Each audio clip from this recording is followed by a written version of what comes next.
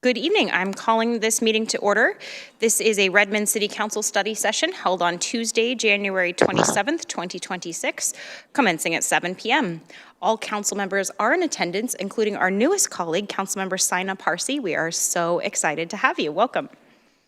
There are 5 items on the agenda tonight: Overlake Commons Master Plan Development Agreement and Site Plan Entitlement, Transportation Master Plan Status Update Final Plan, Outcome Maps Refresh, Healthy and Sustainable, as well as Strategic and Responsive, 2025 Q4 Capital Investment Program Status Update, including a look ahead to 2026, and an update on the MOC Campus Rebuild Project. We will also have council talk time. The first item on the agenda is the Overlake Commons Master Plan Development Agreement and Site Plan Entitlement. This is a quasi-judicial matter. Carol Helen, Director of Planning and Development, will introduce the item. Welcome. Thank you. Thank you so much, Council President Stewart, and good evening, council members. Tonight, I'm joined by Alex Hunt tonight, and he's our senior planner, and he's here to brief us on the proposed Master Plan Development Agreement, and Site Plan Entitlement for the Overlake Commons project. This item was introduced to you first on December 2nd during the Planning and Public Works Committee of the Whole meeting, and we're asking council to schedule a public hearing for February 17th, and after hearing testimony, April 7th, for public hearing for April 7th, and after hearing testimony, render a final decision on the project. So with that, I'm going to hand it over to Alex, who has the latest breaking news. Thank you, Carol. Good evening, members of the City Council. My name is Alex Hunt. I'm a senior planner with the Planning and Community Development Department. We are looking at the Overlake Commons quasi-judicial land use application this evening. And as Carol mentioned, that includes a master plan, a development agreement, and a site plan entitlement. And we'll get into what that all entails. This is a quasi-judicial review, meaning that any communications outside the scope of a council meeting must be disclosed and could result in the disqualification of a decision maker if objections are raised. The purpose of this meeting is to provide information on the proposal and receive any feedback the council may have as we prepare for the public hearing in April. This proposal is vested to 2024 Redmond zoning code standards, meaning that we are reviewing under the 2024 standards. I'll provide a little bit more information on that later in this presentation. And the technical committee, which is made up of the Director of Planning and Community Development, as well as the Director of Public Works, have reviewed staff's recommendation on this application and are recommending approval with conditions to the City Council. So with that background, I'll orient us to the project site here. We are looking at a 4.7 acre parcel in the Overlake Village 1 zone. This parcel is right across the street from the Overlake Village Light Rail Station, and it is currently the home of Overlake Terrace Senior Living. So I'll pause on that point quickly because I know that the public had brought up concerns with displacement, and Committee of the Whole had addressed that as an item to follow up on. So I'll just mention here that the city doesn't have any regulations or mechanism that requires mitigation for displacement. However, the applicant has informed us of some voluntary measures that they're going to be taking to mitigate that displacement of people living in that facility. And that includes relocation assistance as well as discounting facilities that people would relocate to. And then there also is the Washington State Department of Social and Health Services requirement to notify residents of relocation. So I'll leave it there for tonight, and the applicant will be joining at the public hearing, and I'm hopeful that they'll be able to provide some more information at that time. So I just wanted to follow up on that point. Now, looking at the proposal for this site, the applicant is proposing 2 8-story multifamily residential buildings for a total of up to 830 residential units. 10% of those units would be affordable to households making up to 80% of the area median income. 750 total parking stalls would be provided on site within structured parking. And there's also an open space network provided, as well as shared access with the property to the north. So the property to the north is also undergoing a redevelopment application right now. This is called the R22 project. And the Committee of the Whole, Planning and Public Works, will hopefully be seeing that project next week. So that one's coming down the pipeline very soon. So this project, Overlake Commons, will be sharing access with R22 to the north. Overlake Commons is also making use of the Overlake Village Incentive Program. This program offers development incentives in terms of height bonuses and density bonuses in exchange for public benefits. This proposal is making use of the decarbonization incentive, which requires that this checklist of items be met in the building with the goal of reducing the carbon emissions throughout the life of that project. So this is how the applicant is achieving their desired development density and height. And we'll be reviewing for all these items bulleted here during the building permit, and will also require long-term monitoring of to ensure that they're meeting those goals and requirements.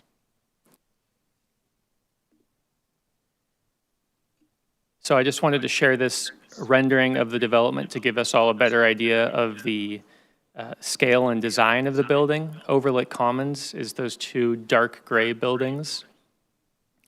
So this is really just to get a better sense of what is the scale of two 8-story buildings in Overlake.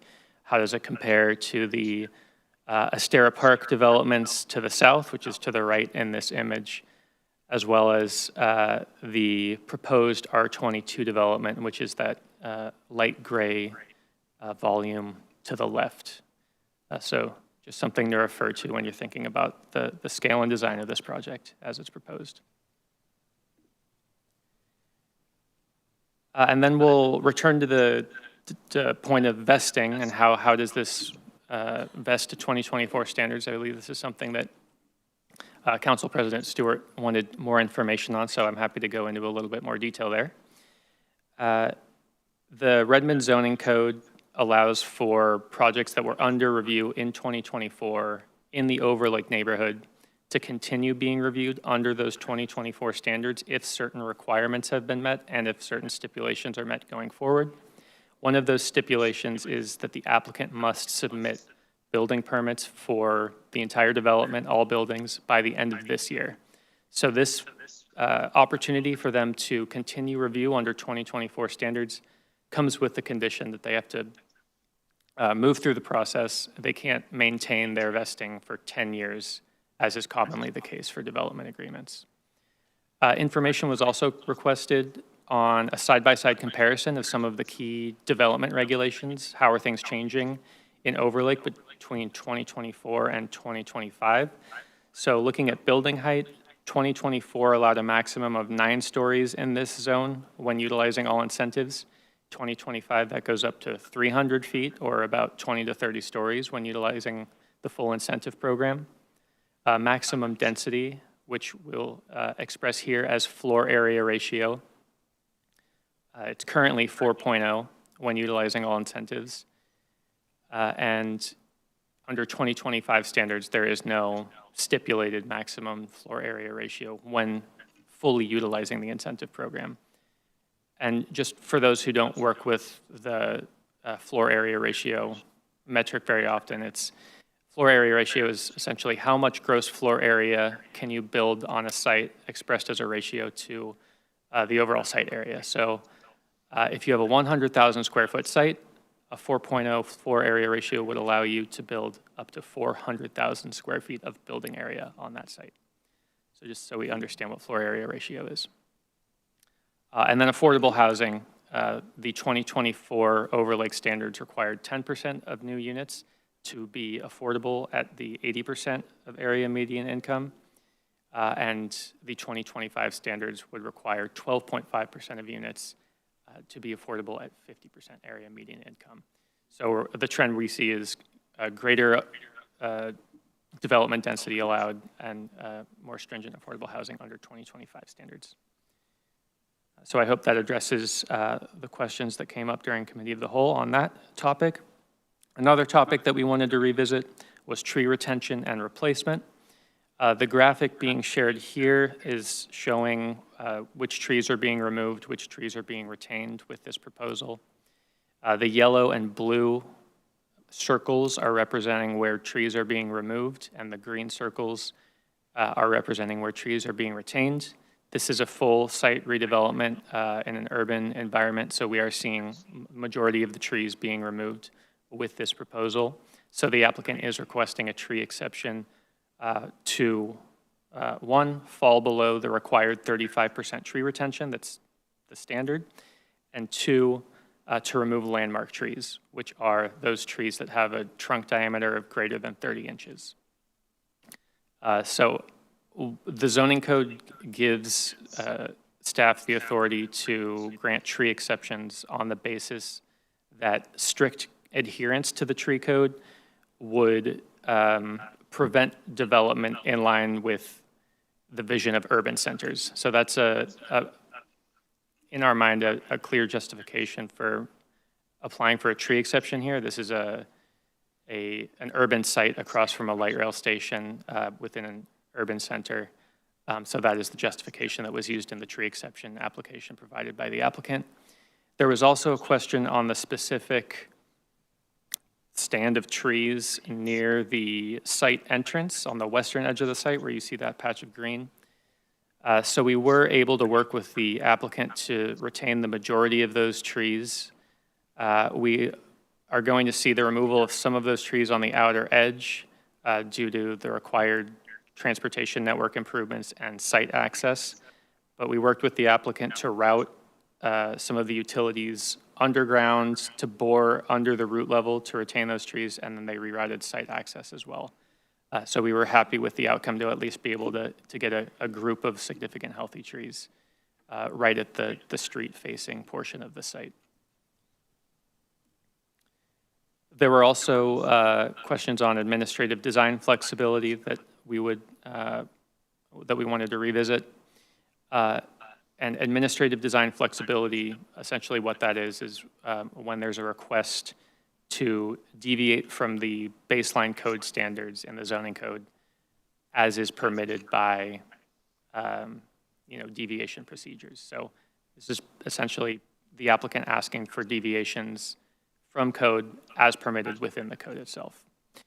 So the first one, ground floor uses. Typically, over Lake Village, the zoning would require that the ground floor have commercial uses fronting the street.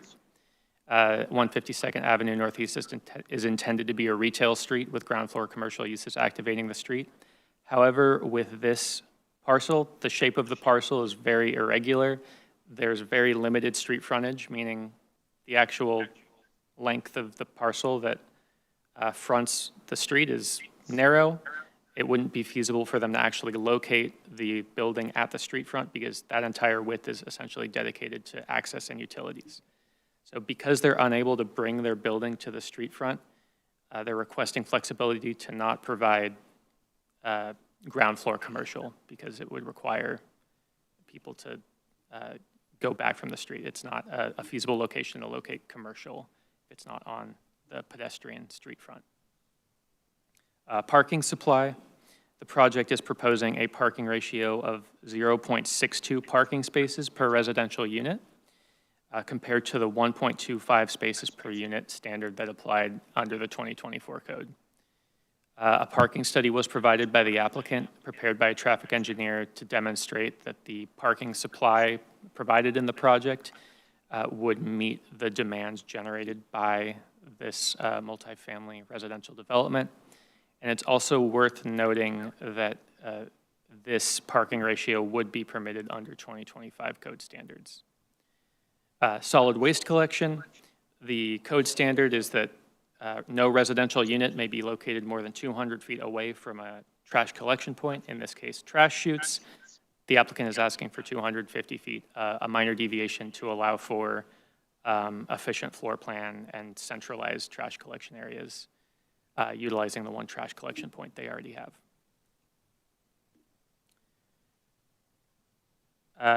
A few more administrative design flexibility requests here. facade modulation. This refers to when you have a flat building facade, either stepping back or projecting forward portions of the facade to create visual interest and help the building to achieve a more pedestrian scale, more human scale. The applicant is requesting reductions in that requirement to have 20% of the facade modulate rather than the 40% standard. The justification there is that the majority of facades here aren't readily visible from the street, and this is really intended to be a street-facing design requirement. Parking design, there are some minor pinch points caused by structural columns that cause 22-foot wide aisle widths rather than 24-foot. This, to staff, is a very minor request, but needs to be documented. 22 feet will be the pinch point just for the width of the columns, and then it widens back out to the standard width. And 22 feet is plenty of width for cars to pass each other. Speaking of pinch points, the open space dimensions, there's a request to minimize those to a minimum of 9 feet compared to the 12-foot standard. Again, that deviation just applies to areas where there's transitions between larger open spaces, and the open space reduces to 9 feet before widening back out to the standard width and greater. Final administrative design flexibility request is for long-term bicycle parking. The 2024 code requires that one long-term bike parking space be provided for each residential unit that's on the site, and the applicant is requesting that 60% be provided so that 60% of units have dedicated long-term bike parking. Okay, moving on to the development agreement portion. The development agreement essentially is an agreement between the city and the applicant that sets the framework for development associated with this master plan. One of the requirements of a development agreement is that the applicant provide public benefits to the city. So the public benefits laid out in the agreement are publicly accessible open space. There's a roughly 3,000 square foot open space at the southeast corner of the site that connects directly to Astera Park to the south. So that will be open and available for public use. Enhanced bicycle and pedestrian safety design beyond what would typically be required in the transportation standard cross-section. So that includes a 7-foot cycle track that's separated from the roadway and a 10-foot sidewalk separate from that. The buildings will achieve LEED Gold or equivalent, and public art will be provided as approved or as reviewed by the Redmond Arts and Culture Commission. And I believe the applicant went to the Redmond Arts and Culture Commission for the first time back in November to start working with them and developing what that public art plan will be. So as mentioned, the public hearing for this is tentatively scheduled for April 7th, 2026. At that time, council may choose to make a decision on this consolidated application at that same meeting on April 7th, following the public hearing. With that, I am happy to address any questions the council may have. Thank you so much, Alex and Director Helland. Are there questions from the council? Council Member Forsyth. Thank you. Just wanted to go back, if we could, on that tree slide. Yes, one moment. Thank you. Main question being, I don't recall, and I didn't have a chance to go back and look at when we previously saw this. Is that map now different that you've had a conversation with the applicant? Or is that the same map that we saw before when I asked that question about saving some of those trees? It'll likely be the same one that was seen on December 2nd, or quite similar. This site is very constrained by the location of utilities and access, and this was a pretty lengthy discussion with the applicant to get to this point of saving any of those trees. But that's kind of where we were with that. I don't recall that we discussed the specifics of the conversations that were had with the applicant at that point, though, so yeah. I did want to provide a little more information on that. Okay, so the trees that, when we initially saw this the first time, I think it was back in December, and I asked that question about could we save any more of these trees, nothing has changed since we first saw it. That's correct, yeah. Okay, so you've already had some back and forth. There's no possible way to save any more of these trees. Not without encroaching into other engineering standards that I don't have authority to push back on. Fair. Okay. Thank you. Thanks for the clarity on that. Wanted to also ask about the bike storage. How did we come to 60% on the bike storage? This request by the applicant, the justification that they provided was that a lot of similar urban developments where they were providing 100% upon becoming leased, the bike storage areas were highly underutilized. That's the basis for the request that they provided. So that brings a couple more questions, if I may. Are those also located so closely to major light rail stations where we may see more people utilizing different alternative modes of transportation? That I don't have the answer to, but I could.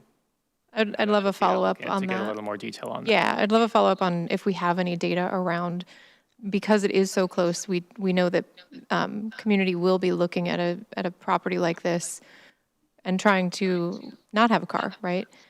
So potential, maybe even bumping that up to 75% storage space. I understand 100% may be a bit higher than a lot of places need, but I'm definitely interested in learning more about juxtaposition to resources.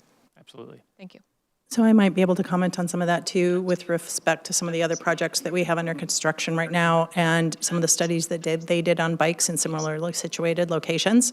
And justification for this reduction is also related to the fact that they find many of their tenants actually store their bicycles in their units.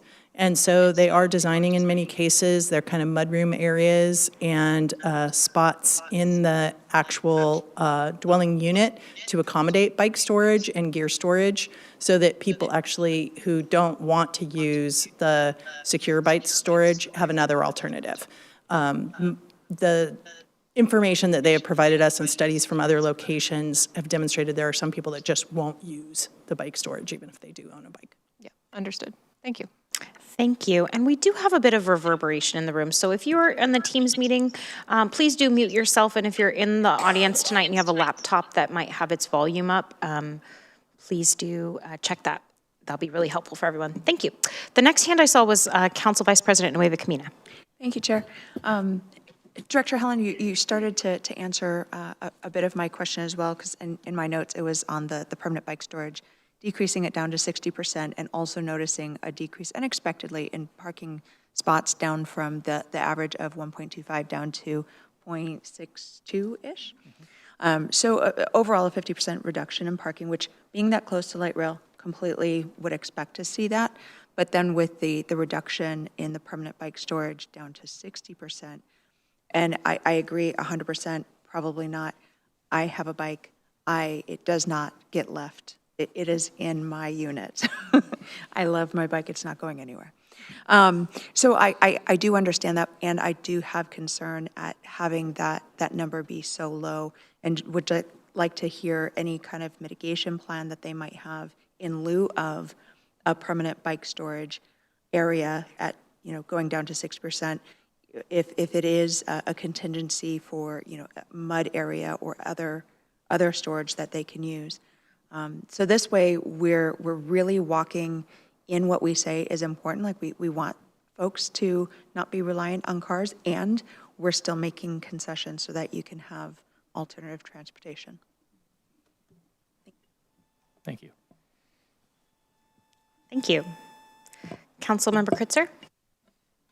Since we're following up on these two topics, I'll just ask, I guess, a question for when you come back is what really would be the options around this, and is this like make or break for the applicant on this particular topic? Because I think, especially if our standard is 100%, that would be interesting to be able to know what options we have here as we look at this proposal. One question going back, since we were on the topic as well of trees, that I had was, would all the replacement trees, would those all be planted on site, or are there any that would be through fee or mitigation elsewhere? The applicant's proposing all required trees on site, so that would be 213 replacement trees on the site at build-out. Okay, great. And kind of related to that, so I know there is the significant benefit of the open space network. Can you speak a little bit more to your understanding of kind of what are the firm things that we are sure that they would include versus what are kind of the general promises? I see they talk about some sort of children's play structure or play space. They also talk about more kind of vegetation or other types of plantings. Can you speak to that? Yes, and I'll share a little bit more so we have a visual aid here.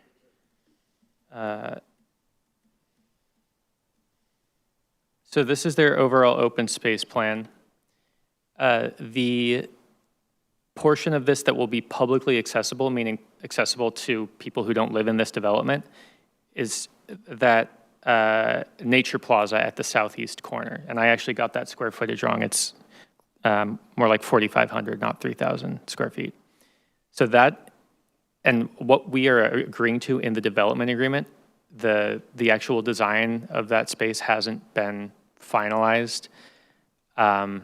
It's contemplated to be, catered to dog owners and be kind of a passive recreational amenity.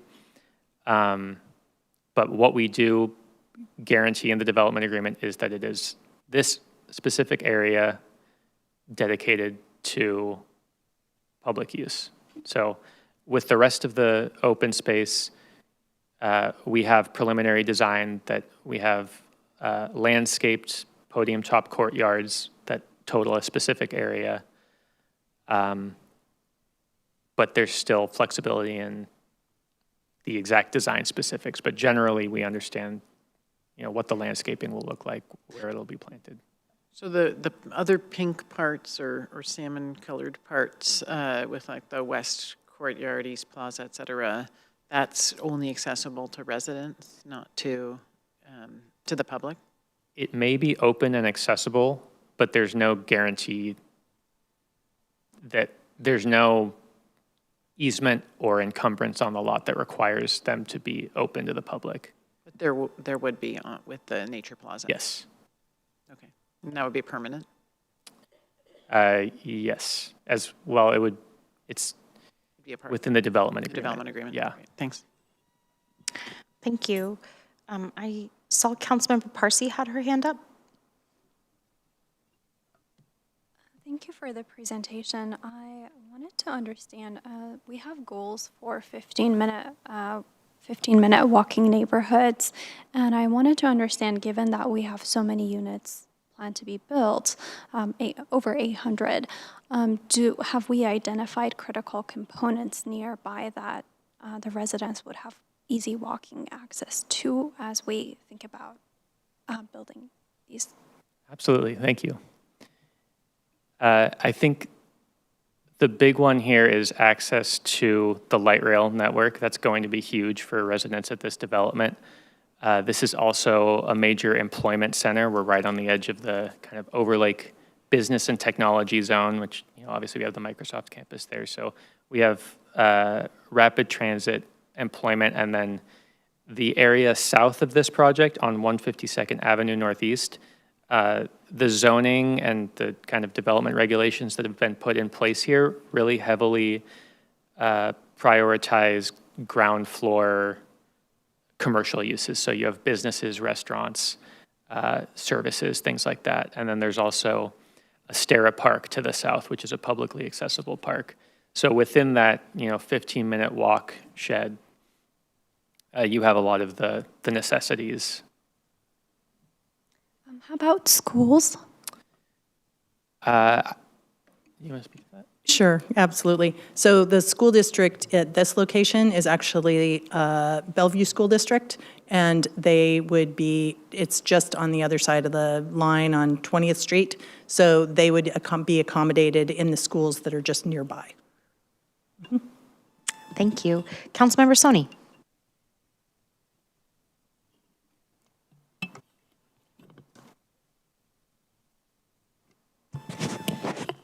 Thank you for the presentation. You mentioned about displacement, and can you please elaborate more on that? We just want to ensure that there will be a fair compensation and how the relocations and these things will happen. Are there any more details around that? Yeah, so I think we'll really be relying on some more information from the operator of the site. The city doesn't have mechanisms in place to require how residents are compensated or notified. That happens more at the state level with the Department of Social and Health Services. So I think the applicant will have some more insights on what they are doing with their communication now and what they're willing to do and what they're planning to do for relocation when the time comes. Because the timing of all this is really at the discretion of the property owner and the site operator. They have a lot of discretion here on when they do it, so we don't really know the timing or the sequence of events that they're considering for redevelopment.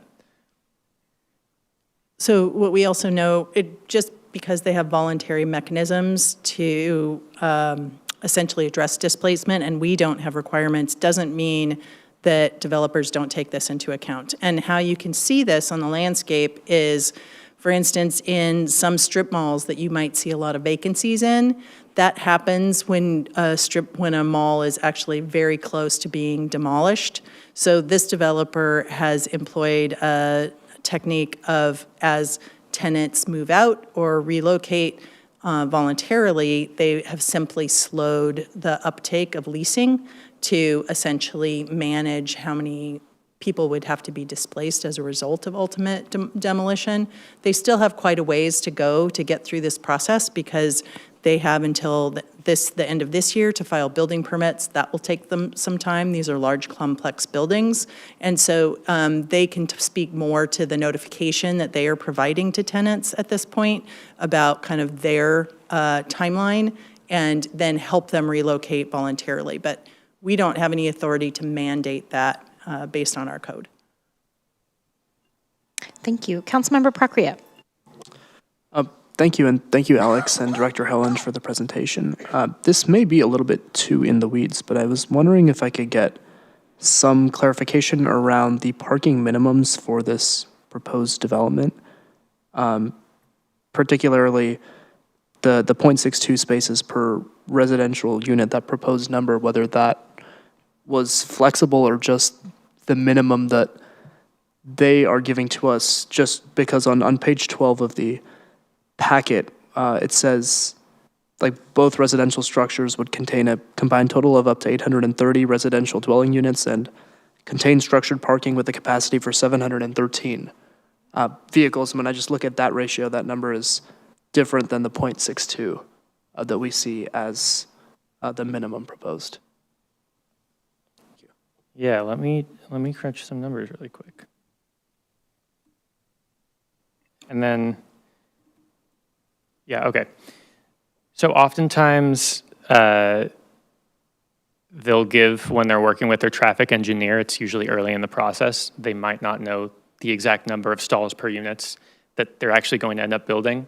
So they do the analysis based on, okay, what is the right fit? In this case, they have a traffic parking study that says what is the actual parking demand generated by this number of units in this urban context with this, near light rail, essentially. So they give the parking demand number based on that. So that sets the minimum. You can't fall below this 0.62 number.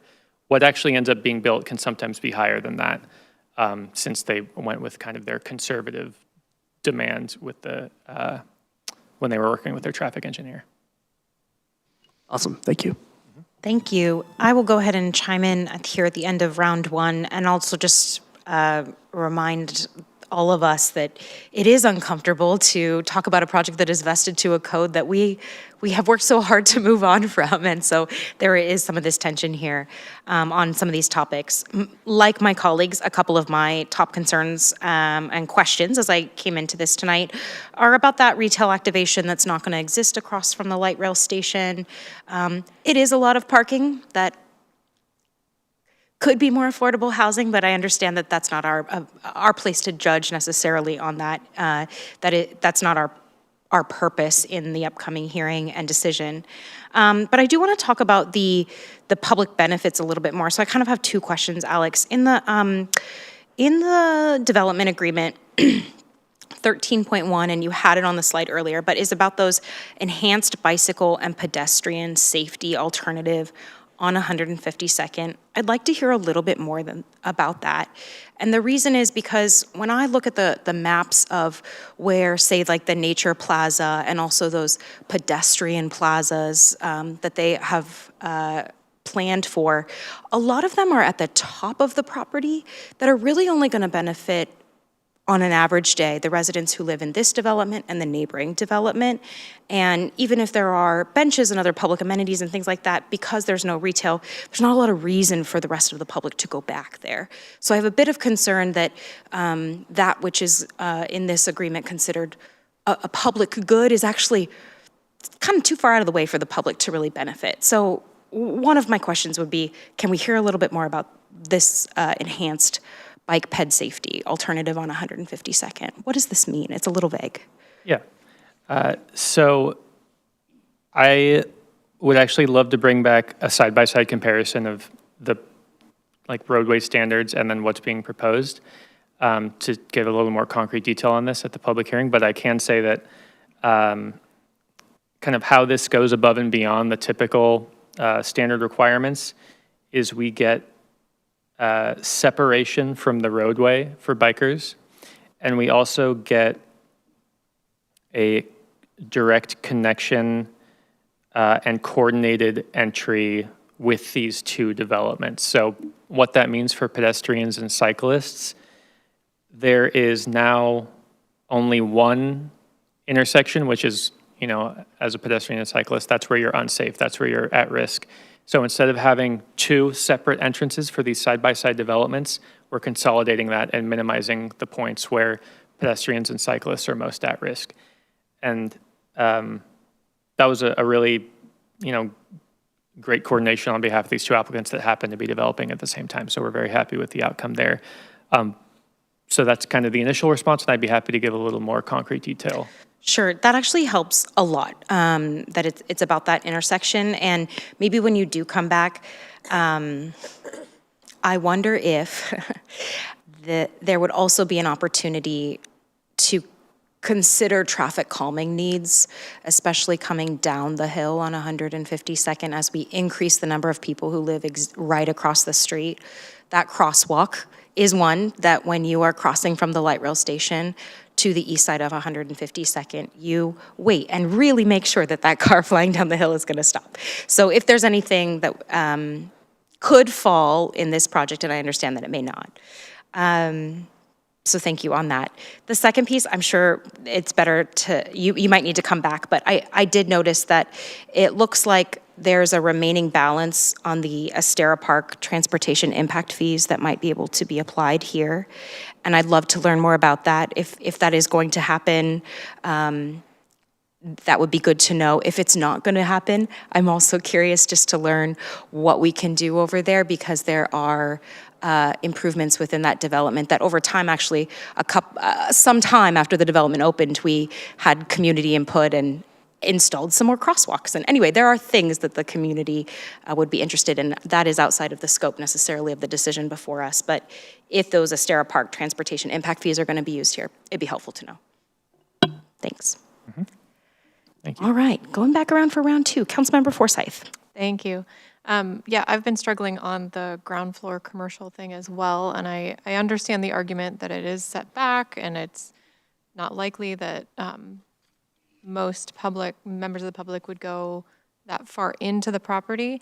I think one way in which I could be more comfortable with that is from the map we were seeing a bit earlier on the screen. It looked like there were outdoor patios for some of those ground floor units. It looks like those are planned. I think one way in which I could be more open to the removal of commercial is guaranteeing that some of those, because those are going to be highly sought after, because they're going to be unique in our community, that those are some of those deeply affordable units. I think that is a trade-off that I would be more comfortable with given the unique situation of this property and understanding our goals of wanting more families, wanting more units that are friendly to community members that we want in our community, and making sure that those are available with that added little bonus of the patios that it looks like. Councilmember Kritzer? One quick follow-up on the commercial, and then another question. On commercial, I guess I am curious whether it was looked at, since this is multiple buildings facing multiple directions, whether it was looked at where you might be able to have first floor commercial on, say, one part of the development versus just saying it doesn't work on a good chunk of it, so we wouldn't do it at all. Yeah, it's certainly something I could raise to the applicant. I think what I anticipate they'll come back with is that even though you have a site access that goes into the site, it's not like a through street. It's a private access that provides garage access to residents. So I don't know if they would want to provide commercial services along that road. But I'm happy to raise it with the applicant. And I just would like to raise some of the legislation that we've been actually working on recently at the state level, of the state seeking to prevent cities from requiring ground level retail at all. And some of the arguments for doing that are spaces that are not oriented to pedestrian walkways and paths, because those are universally harder to rent. And the fact that they stay vacant actually is an argument that many of the developers are using to push legislation that is actually being supported by Microsoft, that we eliminate or preempt cities' ability to require ground floor retail at all. So we're trying to be mindful of how developers are actually able to market these spaces and make them viable, while also essentially achieving the goals of our plan, which is bringing retail and commercial to the frontage. And because of the unique and unusual shape of this parcel, there really is no frontage expressed on 152nd. Okay, I appreciate that. Can I ask my other question? Could you bring up the slide again about the decarbonization incentives, by any chance? Yes. I'll just say, similar to what Council President Stewart raised in terms of what I was looking at, especially in this development agreement, is around some of these public benefits, and I think in particular on the decarbonization. I was curious if you could speak to the 3 to 5 year green power purchase. Since this is something where we're going to put this development agreement in, we're hoping to get the public benefit. How we get to that, which is a kind of limited duration benefit in the agreement, rather than kind of ongoing green power. Yeah. To get to the specifics of how we reach the 3 to 5 year green power purchase, I'll want to speak with our sustainability coordination team. I will say that this incentive, this is less of a piece that's negotiated through the development agreement, but is just a clearly codified, this is what you have to do to get this quantitative benefit. So this didn't involve so much of the negotiation that you typically see in the development agreement. We were just going by the code. If you obtain or achieve these benchmarks, this is the bonus quantitatively that you receive for development. And this is something that's changed with the 2025 code to adopt a broader incentive program.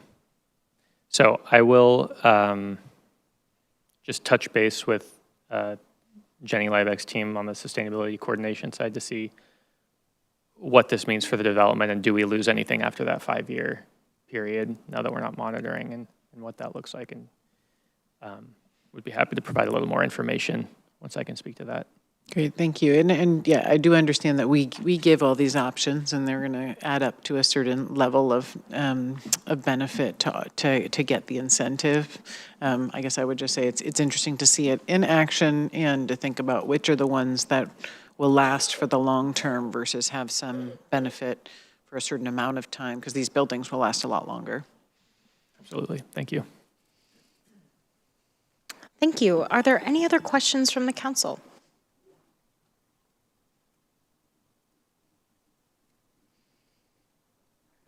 All right, seeing none, the plan is to be back for another briefing and the hearing with Alex, most likely to have the applicant on site with us at that time as well. Are there any objections to scheduling that hearing? Okay, thanks. Appreciate this, Alex. Thank you so much, Director Helen. We look forward to having you back in a couple of months. Thank you all, really appreciate it. Thank you. All right, thanks everybody. The second item on the agenda is the Transportation Master Plan Status Update. This is the final draft of the plan. Director Carol Helland of Planning and Community Development will stay here at the table with us and invite up her team, Deputy Director Seraphy Allen, Michael Hintz, Francesca Liberty. Welcome. We are happy to have you. Thank you so much, Council. Council President Stewart. So this study session will review the final Transportation Master Plan, and we'll probably refer to it at some point during the discussion as the TMP, and how the team incorporated feedback from the community, the council, and Planning Commission throughout this process. And following the study session, staff requests direction to move forward with council adoption of the TMP at the February 3rd business meeting on consent agenda. And tonight we are joined by Seraphy Allen and our Transportation Planning Manager, Michael Hintz, and Senior Transportation Planner, Francesca Liberty. And I'm going to turn the presentation over to Francesca. All right. Let me switch the slides here. There we go. Okay. Today, we're going to review the overall process and timeline for our Transportation Master Plan development. We'll focus on the feedback we heard from community members, council, and Planning Commission, and how staff incorporated this feedback into our plan. We'll also look ahead toward our implementation efforts. First, we'll quickly review our overall schedule. The TMP development process really started with Redmond 2050, which garnered broad community input on transportation needs and desires. Over the past year and a half, staff conducted analysis and additional internal and external engagement on draft strategies and actions. We had our last touch point with Planning Commission on January 14th, and we will review their feedback and recommendation with you this evening. We are here tonight to receive council's direction to approve an ordinance that would adopt the TMP at our February 3rd business meeting. We'll now review some of the key strategies and overarching themes addressed in the TMP, including reducing vehicle miles traveled, or VMT, greenhouse gas emissions, GHG, and applying the Safe Systems Approach. That one doesn't get an acronym, just Safe Systems Approach. The TMP establishes strategies for creating a layered complete streets network in Redmond. This means that Redmond's transportation network aims to be connected, safe, and comfortable for all multimodal users. The TMP also provides strategies and actions for shifting travel behaviors in Redmond, including shifting trips away from vehicle modes, especially in the urban centers. This includes promoting safe bicycle and micromobility access, connecting sidewalks with safe and comfortable crossings, and shifting expectations around on-street parking in urban centers. As mentioned above, Transportation Master Plan community engagement efforts built upon the foundation of feedback that we received throughout the Redmond 2050 outreach process. Through questionnaires, event tabling, committee meetings, focus groups, and open houses, we had over 4,500 interactions with community members just on the Transportation Master Plan. Staff worked collaboratively with Eastside for All to hold 5 events, which were 4 focus groups and 1 open house, that were tailored specifically to Redmond's community-based organizations, or our CBOs. Staff also engaged Redmond's Pedestrian and Bicycle Advisory Committee as a forum for TMP feedback and discussion for quite a few meetings over the past year. Community members brought up a variety of concerns through our engagement process, with the most common responses shown in this table. We heard repeatedly the need for safer bike facilities, easier connections to transit, smoother and more accessible sidewalks, safer pedestrian crossings, and clearer resources for getting around Redmond. We incorporated this feedback into the TMP by incorporating strategies and actions that include implementing a high-comfort bicycle spine network, improving first last mile solutions, and creating safe and accessible low-stress pedestrian crossings. Additionally, the Transportation Master Plan emphasizes advocating for additional transit service and flexible transit options in Redmond and acknowledges the need for neighborhood-based travel information and better bicycle education. I'll pass it over to Michael to talk through how we responded to Council and Planning Commission feedback. Great, thank you, Francesca. Since early 2023, we've met with Council, Committee of the Whole, and study sessions about 20 times. And had some really fruitful discussions and got some great feedback from Council. And we've incorporated this feedback in a number of ways, shown here on the screen and many more. We've enlivened and grounded the TMP by highlighting the voices of Redmond community members who use the city's transportation network daily. You'll find 8 or 9 of these community profiles throughout the document. We also added strategies and actions to better define Redmond's pedestrian priority zones, highlight the importance of wayfinding, and discuss Redmond's curb space uses in detail. We further emphasized collaborating with King County Metro and advocating with Metro staff for more transit service in Redmond. And these are just a few of the areas that Council helped inform in the current draft of the TMP. Moving on to the Planning Commission. Since the fall of 2024, we've had 7 study sessions with Planning Commission and many prior touch points on the transportation element throughout the Redmond 2050 process as well. Staff focused on bringing the GMA required sections of the TMP to Planning Commission. This includes all the modal sections, so the bike chapter, the pedestrian chapter, the transit chapter, freight chapter, and then also the sections on transportation demand management and the transportation facilities plan. Those are all GMA required elements that Planning Commission has purview over. We incorporated Planning Commission's feedback by clarifying and adding language around e-bike safety and adding a map showing Redmond's existing bicycle level of traffic stress, so the level of traffic stress on the existing bicycle network. We also clarified how equity factors into the prioritization of transportation projects and programs and added language specific to educating the community on how to access light rail and how to use e-bikes and electric vehicles safely.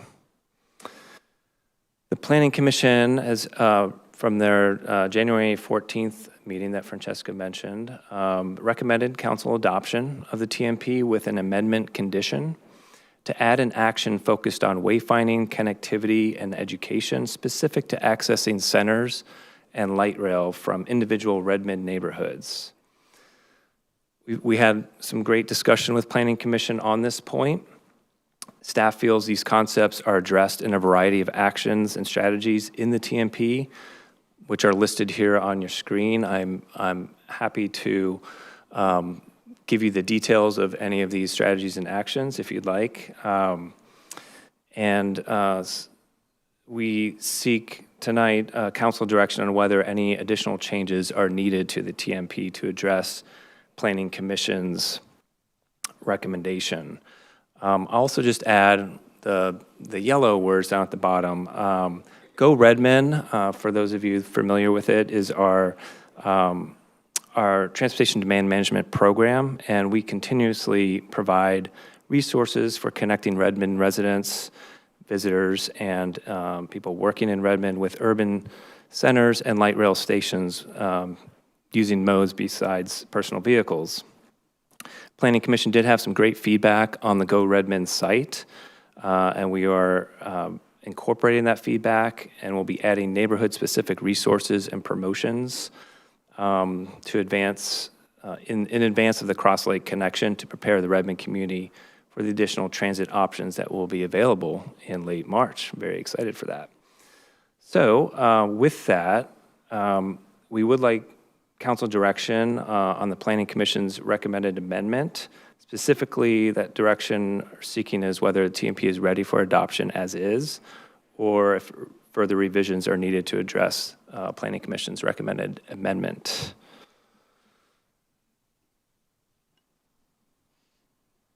Are you ready for that? I am. Okay, let's do it then. Thank you so much, team. You're going to hear a lot of gratitude, I think. Did you say 20 times you've come to the council to discuss the TMP? Seems Okay. like that many, So but we have. there may be still some feedback. Let's uncover it and make sure we're good to go and get it on its way. Councilmember Forsyth. Thank you. Awesome work. This plan has been developed for so long, and it's really taken all of our feedback, all of the community feedback, and it's super fun to like do a find all those places where the things that each of us have been passionate about and care about are fitting into this plan. So well done. Thank you for all the hard work. I've heard a lot of really glowing review from community organizations as well about this plan. Moving on to the recommended amendment from the Planning Commission, given that I have a wayfinding background, I'm always going to be open to wayfinding.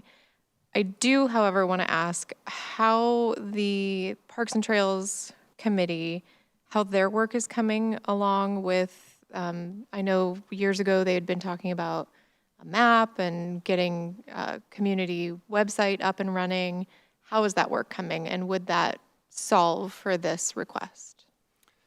So I have been plugged into that process. The Parks Department's working with a consultant to develop a wayfinding plan for park facilities.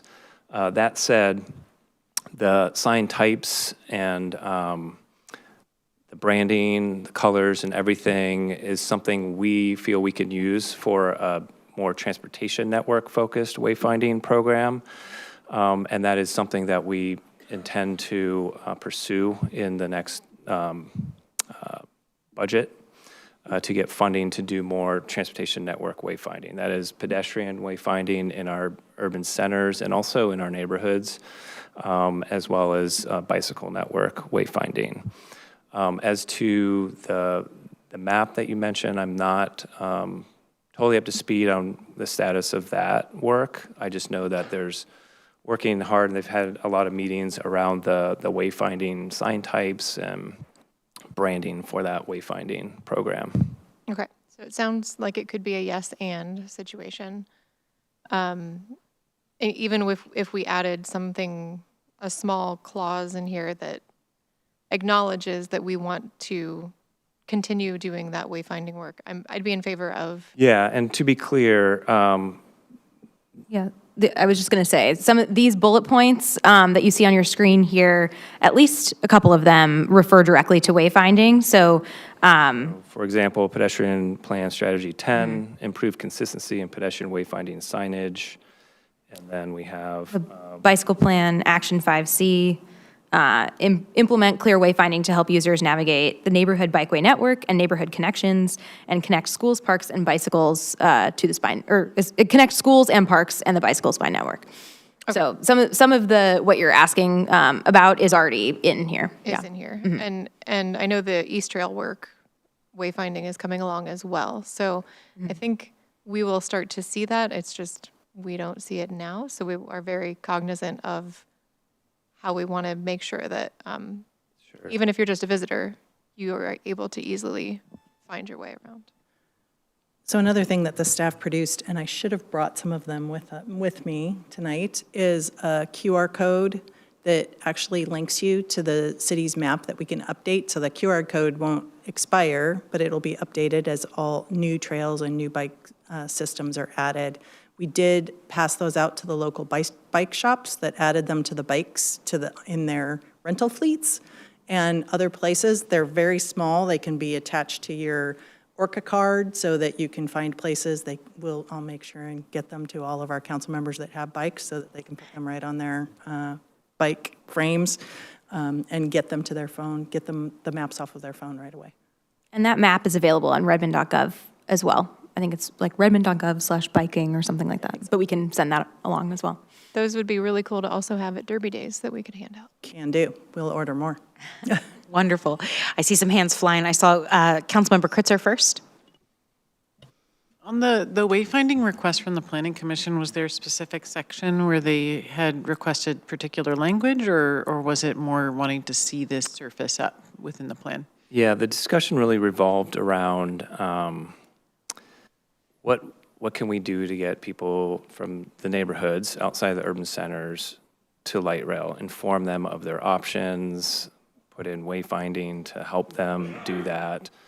And so that was the drive of that discussion. And I guess, you know, our feedback on that was, well, we do have that under a number of strategies and actions already in the TMP. Furthermore, Go Redmond is our kind of real-time resource through which we provide the community with this information. And that really is a place to focus on getting that information to people.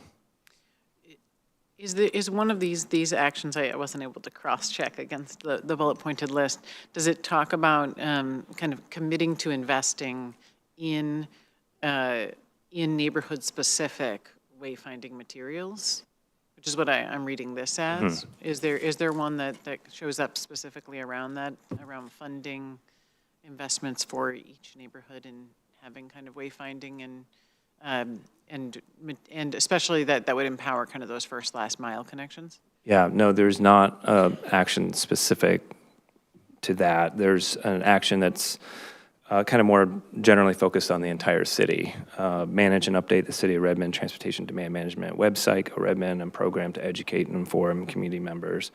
But nothing, I mean, beyond the actions focused on implementing a wayfinding system citywide, there's nothing that speaks directly to this neighborhood by neighborhood.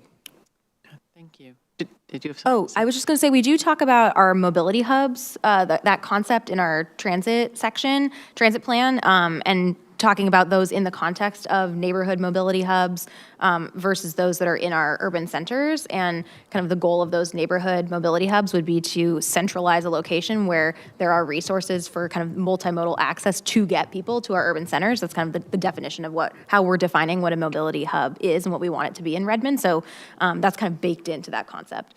Okay. Well, I guess I would say, I think, I get what I think, from the commissioner side, I think if they were bringing up is, I think, you know, part of our challenge with the first last mile and with transitioning to the vision that we have set in this plan is getting people to kind of change some of the ways they get around, to take us up on the different opportunities that we're creating of the ways to connect into transit or you know, new bike infrastructure or pedestrian. And so kind of creating more nudges that encourage those behavior changes. I think I can understand that. So I also can understand, because I do think this spirit, in reading through the plan, does show up, as you said, in many different ways. I think if this is a 300-page document, if we had a sentence to be able to honor, if our planning commissioners read through this whole document and spent as much time as we spent on this, digging in, and felt that this wasn't highlighted enough, I think I would support adding an extra action to just add that emphasis. If there's not, I guess, some negative unintended consequence of that, I think just to add that extra emphasis, that would be where I'd land. I think we're absolutely open to adding it, and it was a process question. We would have added it prior, but the Planning Commission really wanted it to come to the council and be highlighted, so we can add it. I will say the one thing is programmatically, right? The Redmond 2050 is our vision. This is one of our functional plans, so it's meant to operate at a little higher level, and this, I would say, is a little bit more programmatic, because we also have programs that are focused on the urban centers or these different sections, so we are trying to get not too detailed there, but we understand and would be happy to add it as well. And I would clarify, I think the last sentence in here, which is like, this could include pointers about this or that. I would assume that's not going to show up in here. It's more that we would invest in these types of things that would be unique to each neighborhood, and that's the higher level vision. Thank you. Yeah, we'll make it higher level. That was part of the discussion, is my understanding is the Planning Commission was interested in having specific language, and part of the staff was explaining that this is a plan we'll have for the next 10 years, so it made less sense to have specific routes or pointers, and that would be more of a programmatic thing that would change for Go Redmond.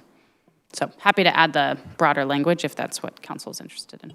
Well, let's find out. Thank you. I saw Council Vice President Nueva-Camina first.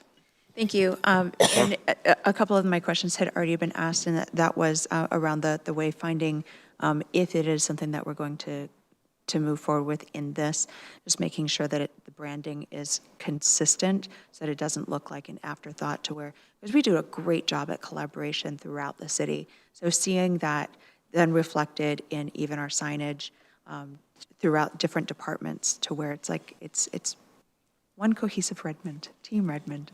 Whether you are up on Educational Hill and getting down to the transit or in Overlake right outside of the light rail. So just the consistency abroad.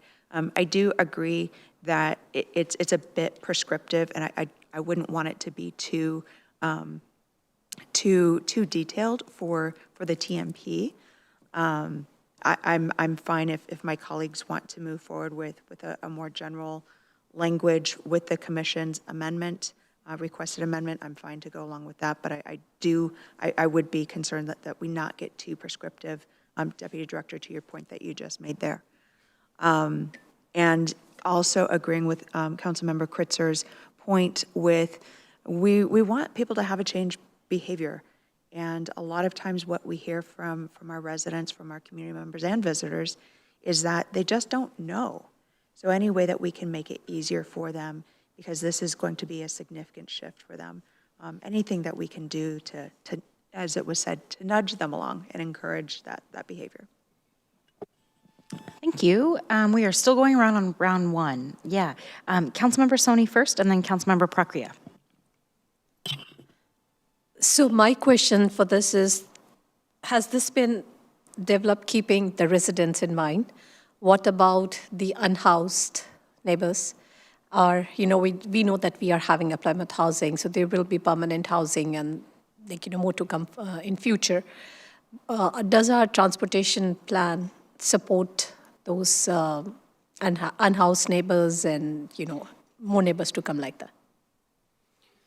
Yeah, I suppose it does support those neighbors just in terms of really emphasizing a broad range of transportation options and affordable transportation options.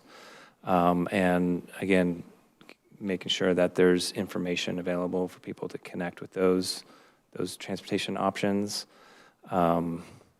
We are, definitely exploring other strategies, such as the microtransit shuttle that we will be launching here shortly. That will be a free on-demand shuttle in the downtown area. So I was on the lookout for new strategies, new options to offer all community members. So one thing just to mention is that not all of the strategies to bringing people to transit are in the TMP. There are also strategies related to zoning and how we invest with respect to where we choose to subsidize housing that is actually serving the public at the lowest possible AMIs. So for instance, we have invested heavily in the development of Plymouth Housing, which is actually on the piece of property that we donated that is right next to transit. So that will bring some of our unhoused community to safe housing in a dignified way that is very close to a broad array of transit options. So TMP is not the only way we serve that outcome. Thank you. And Councilmember Prakriya. Yes, first of all, thank you so much to Francesca, Michael, Director Helen, Deputy Director Allen, and everybody on staff who has worked tirelessly to bring this to fruition. I know most of this was done before my time on council, but it was a joy to watch its development as a member of the public, and now it's a joy to be able to actually see this in reality as a council member. My question is specifically about pavement and pavement conditioning. And for the listening public, this is around page 224 in the packet where we talk about how, Redmond's average pavement conditioning index is at a 65, which is below the service level and about the lowest it's been in 2 decades. And we recognize the need for roughly around $11 million in funding every year to bring it up to a more accessible level. My question is twofold. Number one, it's about the timeline for when we should expect to get the pavement strategic plan that's talked about in this transportation master plan. And number two, if in that plan we will be able to see projections for what our pavement conditioning score will look like with different funding levels. Maybe if we don't get that full 11 million, what would it look like? Or maybe if we got more than that 11 million, what would it look like? Thank you. Excuse me, I am not prepared to answer those questions. I know that the strategic plan is in the works. That's being led by our Public Works department. Looks like. We've made some eyes. Director Burt is going to help answer that question. Thank you. Director Burt to the rescue. It's what we call tag teaming. Yes, we are about a month out on that strategic master plan, and within there, we are providing funding options and avenues and policy decisions for the council to look at to determine how to increase that PCI across the system as a whole. So, should be about next month or two. Awesome. Thank you. And I don't know why PCI fascinates me so much, but it just does. Thank you so much. Great to hear. Yeah, thank you. Wonderful. I'm going to jump in here at the end of round one with my comments and really just once again to the entire team, thank you. And to our many really engaged community members. I think that this 4,500 interactions is an underestimation because if you added in the dozens of conversations that we have had with constituents, the folks that have stopped by my office hours, the ongoing chatter I see on the internet, people are really excited about this. And this is one of our first major updates to our comprehensive plan, and I think all the pieces are there. So I also just want to remind the team that where this plan kind of fits in the elevation of things. So again, it is an amendment to the comprehensive plan, and I very much appreciate the commissioners and their intent to make sure we get this, and offer us this chance to double check. In addition to the citations that we have on the slide, I think that one of the things I've been thinking about today is just some of the other pieces that are more granular. It is so kind of the staff to say, some of this program piece falls on Go Redmond, falls on us. I actually don't think it falls only on the city. We have incredible partners like Move Redmond produces these station area access maps in multiple languages, and we'll be continuing to update those, as the station areas continue to develop. We have neighborhood groups and the like. So I don't see this actually as fully resting on the city because we have incredible regional partners. So I'm prepared to move this ahead and move this to our consent agenda on February 3rd. And hopefully we'll have a chance to thank some of the community members who have been investing their time in making sure we get this right when we see them next week. Okay, I think there was a round two. I saw a hand over here, a couple questions. Councilmember Forsyth. Thank you. My hand shut up because of the wayfinding conversation, and I just did a little quick search. There are 49 references to wayfinding in this plan. And I think the tension point might be coming on page 78, where we talk mostly about, it's kind of the introduction to wayfinding, and it says downtown, Overlake, and it kind of doesn't, it goes into the neighborhoods further in, but I think if we just made a small modification to say major intersections from neighborhoods, that could potentially just address that issue and cover, because it's in here a lot. Wayfinding is in here. But I think if I'm gathering from reading the email from planning commissioners, it's just a small little tweak maybe on that page saying we're going to also get wayfinding from neighborhoods into the downtown area. Can you say that one more time? Could you read it as it would be? First of all, I'm going to check with the staff. Have you found the citation that the council member has? I have. I'm looking at page 78. Right at the bottom. Yeah, right at the bottom there. So that's where we're actually, would you like me to share my screen? That'd be wonderful. Yeah, Thanks. let's do that instead of just talking Not to do about it live, but Okay, sorry. Bear with me here. Take your time, Francesca, and council, this will be I'm hearing a lot of support for the TMP and eagerness to get on to some of the plans that will help implement it, including to implement our pavement condition index, which I love.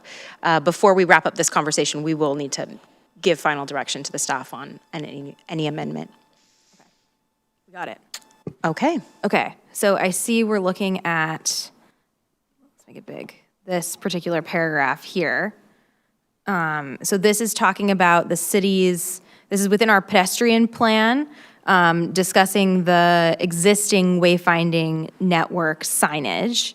And then if we go to the top of the next page, we talk about kind of that assessment that our Parks Department will be doing and is underway as well, and how we can incorporate that into our transportation network. Okay, and so Councilmember Forsyth, can you state your possible amendment? Just the possible solution of adding installed primarily in downtown and overlay.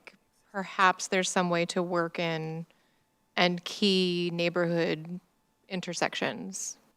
Some language of that, just so that we're getting. Do you want it in that, so that's, the paragraph you're referring to is talking about the existing wayfinding. Yeah, and So would we prefer, and I'll scroll down to our strategy that refers to wayfinding within our pedestrian plan. Pardon my quick scrolling here. I believe it's strategy 9, if I'm not mistaken. Oh, no, not strategy 9, maybe it's strategy 10. There it is, strategy 10. So we have a couple of actions here for strategy 10, improve consistency in pedestrian wayfinding signage. We have a bit of a discussion here. And then on the next page, these are our 2 recommended actions for improving our wayfinding.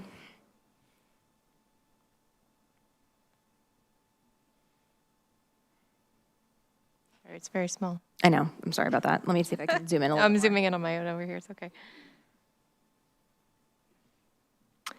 I don't need to live workshop this. Yeah, I'm gonna, as Potentially add it, just the critical neighborhood intersections to add some emphasis on wayfinding and in that context. Okay, thank you so much, Councilmember Forsyth, and I may have misserved the group, but I thought I understood your original suggestion as a couple notes there. I do see some other hands around the room.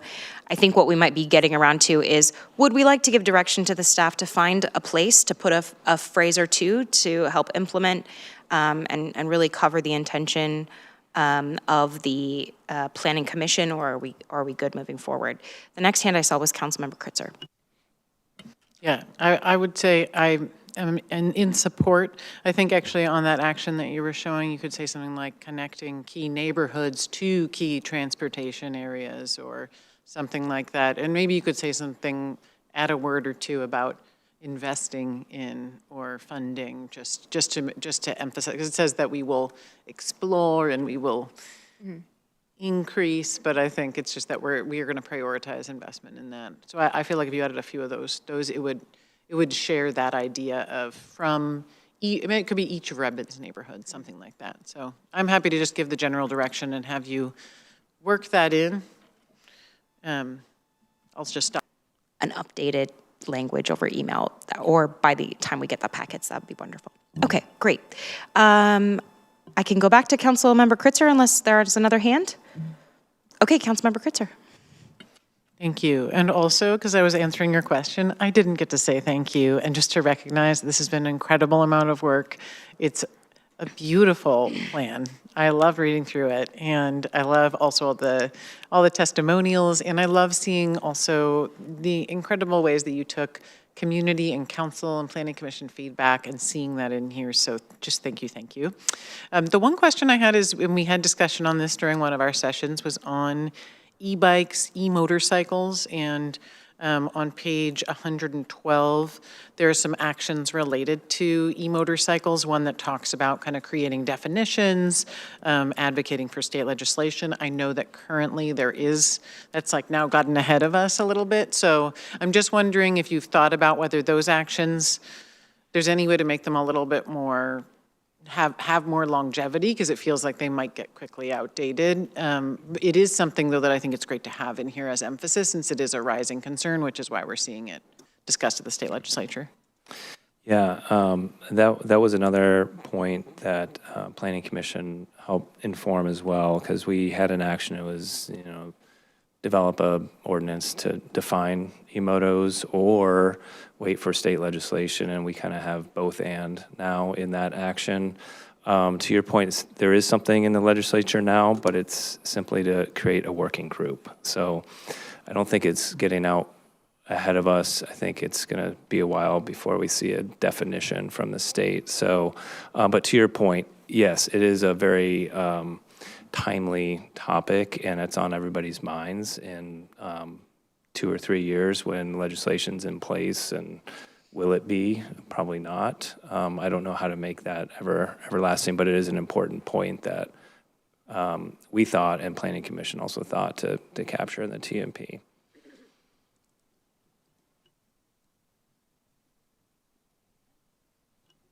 Okay, thank you. Deputy Director? I just wanted to jump in and say, I don't know if this was clear, but our communications team is the one who put this together that made it so beautiful. And was it Hannah's? Was Hannah? Hannah just did a fantastic job. So I just wanted to give Hannah a shout out and the communications team. Big shout out to Hannah. Awesome. Yeah, and that was part of the fun, reading it with all the pretty infographics this time around. Any final comments on the TMP? We have one more slide we're going to show you as well. Oh, yeah, we did want to just show you what some of our near-term priorities are in 26, what we're going to be focusing on in terms of TMP implementation. So lots going on in 2026, and so the first thing is we're going to be focused on developing a 5-year implementation plan, something that we can kind of report on every year to council on how we're doing on implementing the TMP. And then some of our 2026 implementation priorities, working diligently on secure bike parking pilot, that the lodging tax is helping to fund some of that work, and hope to have that in place before World Cup. Neighborhood connections analysis. So there's a great map in the pedestrian chapter that shows all these little existing neighborhood connections. And we want to try to identify more of those, and that's going to be some analysis and then rolling into a public process to get feedback on that. Because with middle housing, we want to take advantage of that as an opportunity to maybe create more of these connections. Currently researching and developing regulations around unmanned aerial vehicles or drones for commercial delivery. So trying to get out ahead of that. Go Redmond quarterly promotions and outreach. Our Go Redmond team is really focused on just educating, again, the public around how to get to light rail, promoting it, getting it out in front of people. So we're looking at yard signs. We're going to send out mailers to everyone living within a quarter mile of high-frequency transit, just to get them aware of the great transportation resources that we have available. We want to do at least a phase 1 of an Avondale Road corridor study. That's come up a lot in discussions with council and commission and the communities. Like, what are we going to do about Avondale Road? So want to start looking at that. And then we have some key pieces of our bicycle spine network going into design, including 148th Avenue shared use path, 161st Avenue cycle track, Northeast 40th Street, continuation of that shared use path over to 148th, and continuation of 156th Avenue cycle track as well. So a lot of exciting projects on the horizon. Wonderful team. It sounds like we should get this adopted and across the finish line so they can get on with the show. Wonderful. Thank you so much. We really appreciate you all being here and look forward to having this item on consent next week, February 3rd. Thank you. Thank you so much. Thank you. Thank you. The third item on our agenda is the outcome maps refresh. We'll be talking about our budget goals around healthy and sustainable, as well as strategic and responsive. I'll give a minute for the team to reach here. It looks like, is Director Cochran online? Director Coughlin is online, and we have Haritha Nara, Deputy Director of Finance, and Haley here at the table. Welcome. Take your time.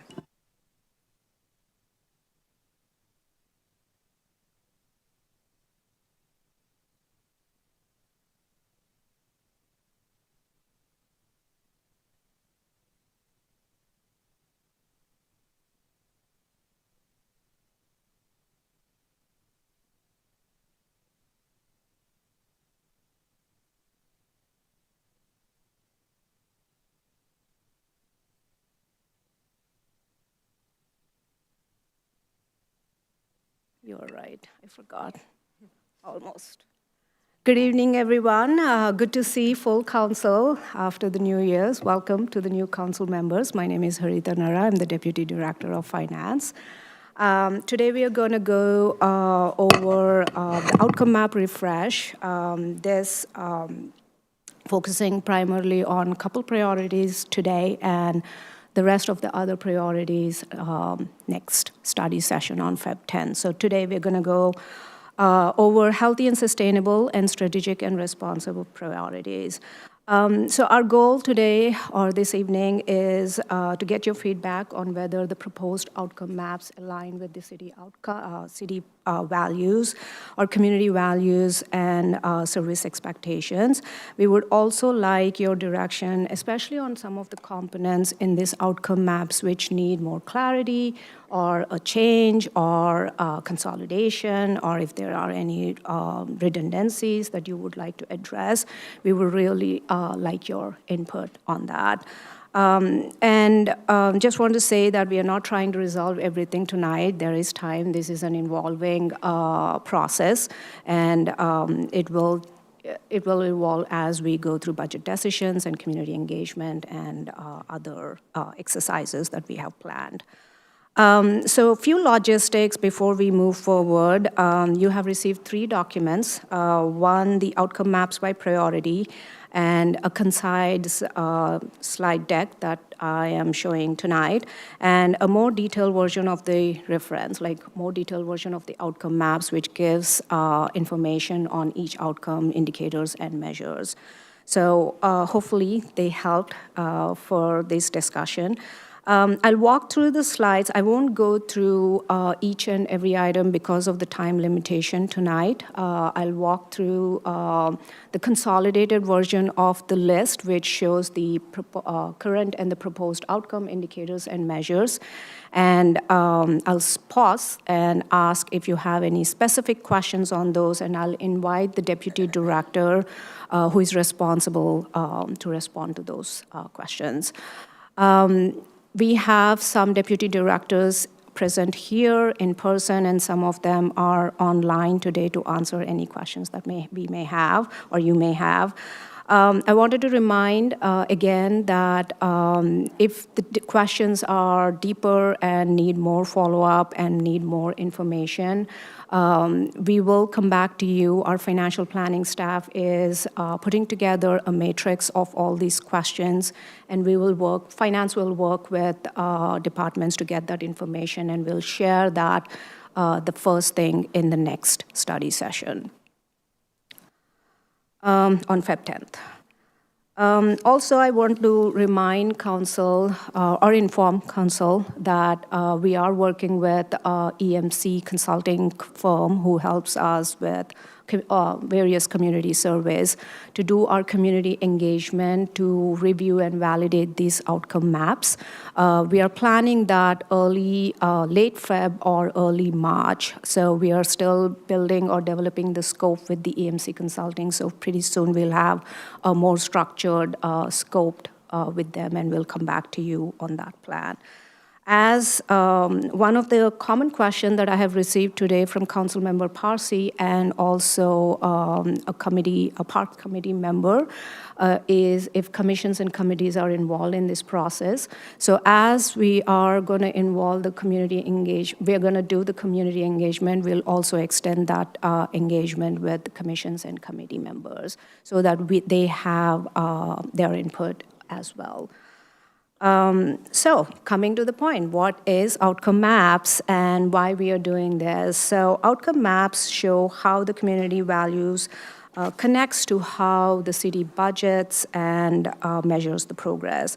So this structure supports our performance-based approach, a budgeting approach. The outcome maps help define what success looks like, what the community wants from the city, and the performance-based budgeting helps us connect those dollars to those outcomes. So in brief, as you see in the outcome maps, so it starts with the budget priorities, which we have 4, and today we are only focusing on a couple, the first 2. These are translated to the outcomes, and which describes, again, what success looks like from the community's perspective. And from there, we use dashboard indicators to understand whether we are making the progress towards achieving those outcomes. And beneath that is performance measures, or otherwise called program measures, that show how our day-to-day operations or departmental operational activities contribute to achieve those outcomes and indicators. So they all serve different purpose, but they are all very much connected.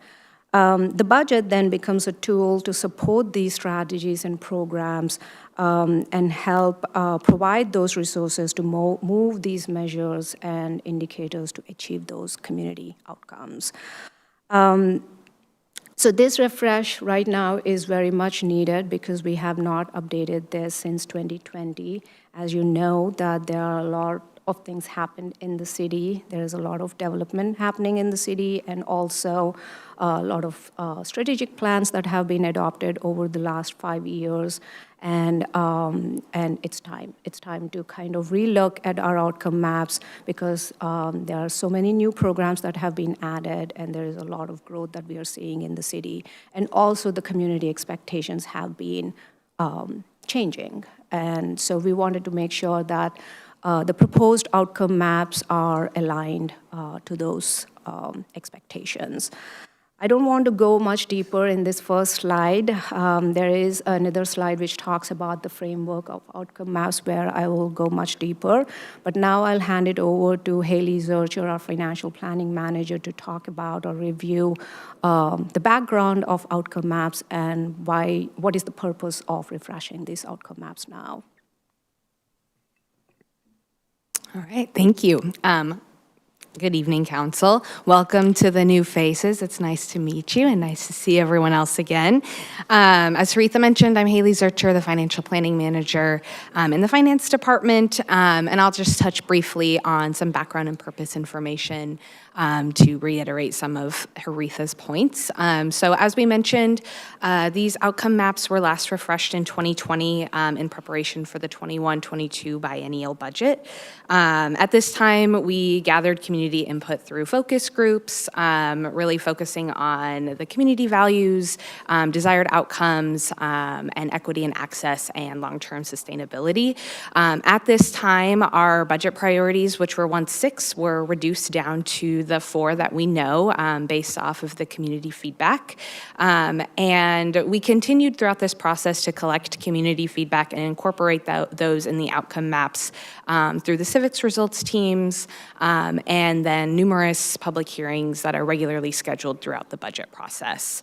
So this time around, some of the things that we're kind of trying to focus on this time is really to update the outcome maps to reflect our current community values and priorities and kind of the service level expectations that they have now. As we've mentioned, and as you all know, we've recently updated several strategic plans across the city and also are in the process of updating several more.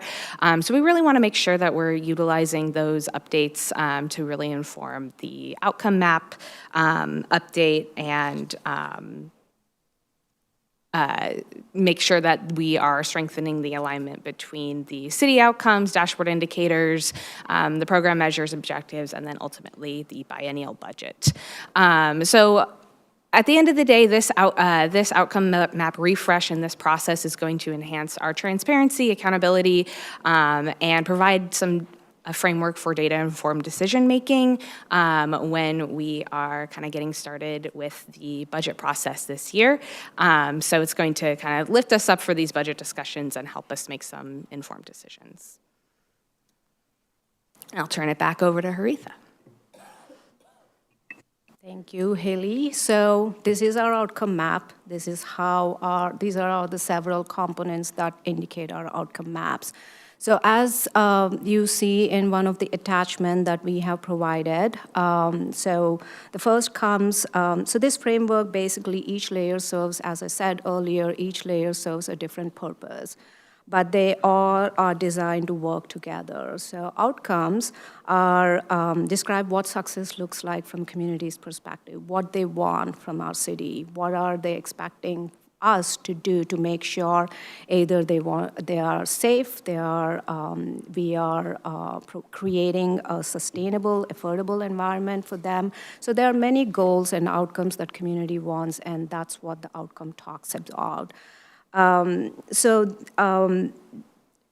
They've answered the foundational question, are we becoming the city our community expects us to be? So that is our outcome. And dashboard indicators takes those broader outcomes and translate them to a data-driven metrics. These are still high level, they're not detailed. These are still high level, they are long-term, and they are apply across the entire city. And they describe what we want to achieve, outcomes describe what we want to achieve, and dashboard indicators tell us how what we need to do to achieve that outcome. Again, these are stable. They don't change as the programs change or evolve. They are focused very high level. They are measurable data that shows whether the city is moving in the right direction to achieve those outcomes. They are not meant to capture everyday work or day-to-day work. They help council, public, departments, and everyone to quickly understand how the trends and progress is in achieving those outcomes. So just in simple terms, if outcomes describe the destination, dashboard indicators describe dashboard indicators are those mile markers which will let us know where we are on that road. Performance measures, then comes the performance measures. Performance measures are more operational, very department specific. They tell us about day-to-day activities. They answer a question, are our programs and services working the way they are intended to achieve these indicators and outcomes? These measures help the departmental staff and managers to kind of look at their operational goals in day-to-day activities, day-to-day performance, and see if they actually help them improve the service delivery, workflows, and customer experience while still aligning to the citywide goals.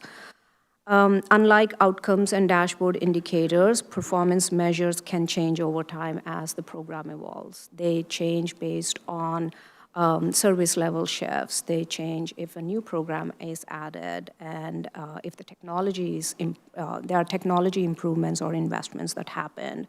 So they evolve and change as all these changes happen in a department or in a city. But if the measure does not say what it has to say about either the indicator or outcome, or if the program changes, we adjust the measure rather than fitting the program to that metric.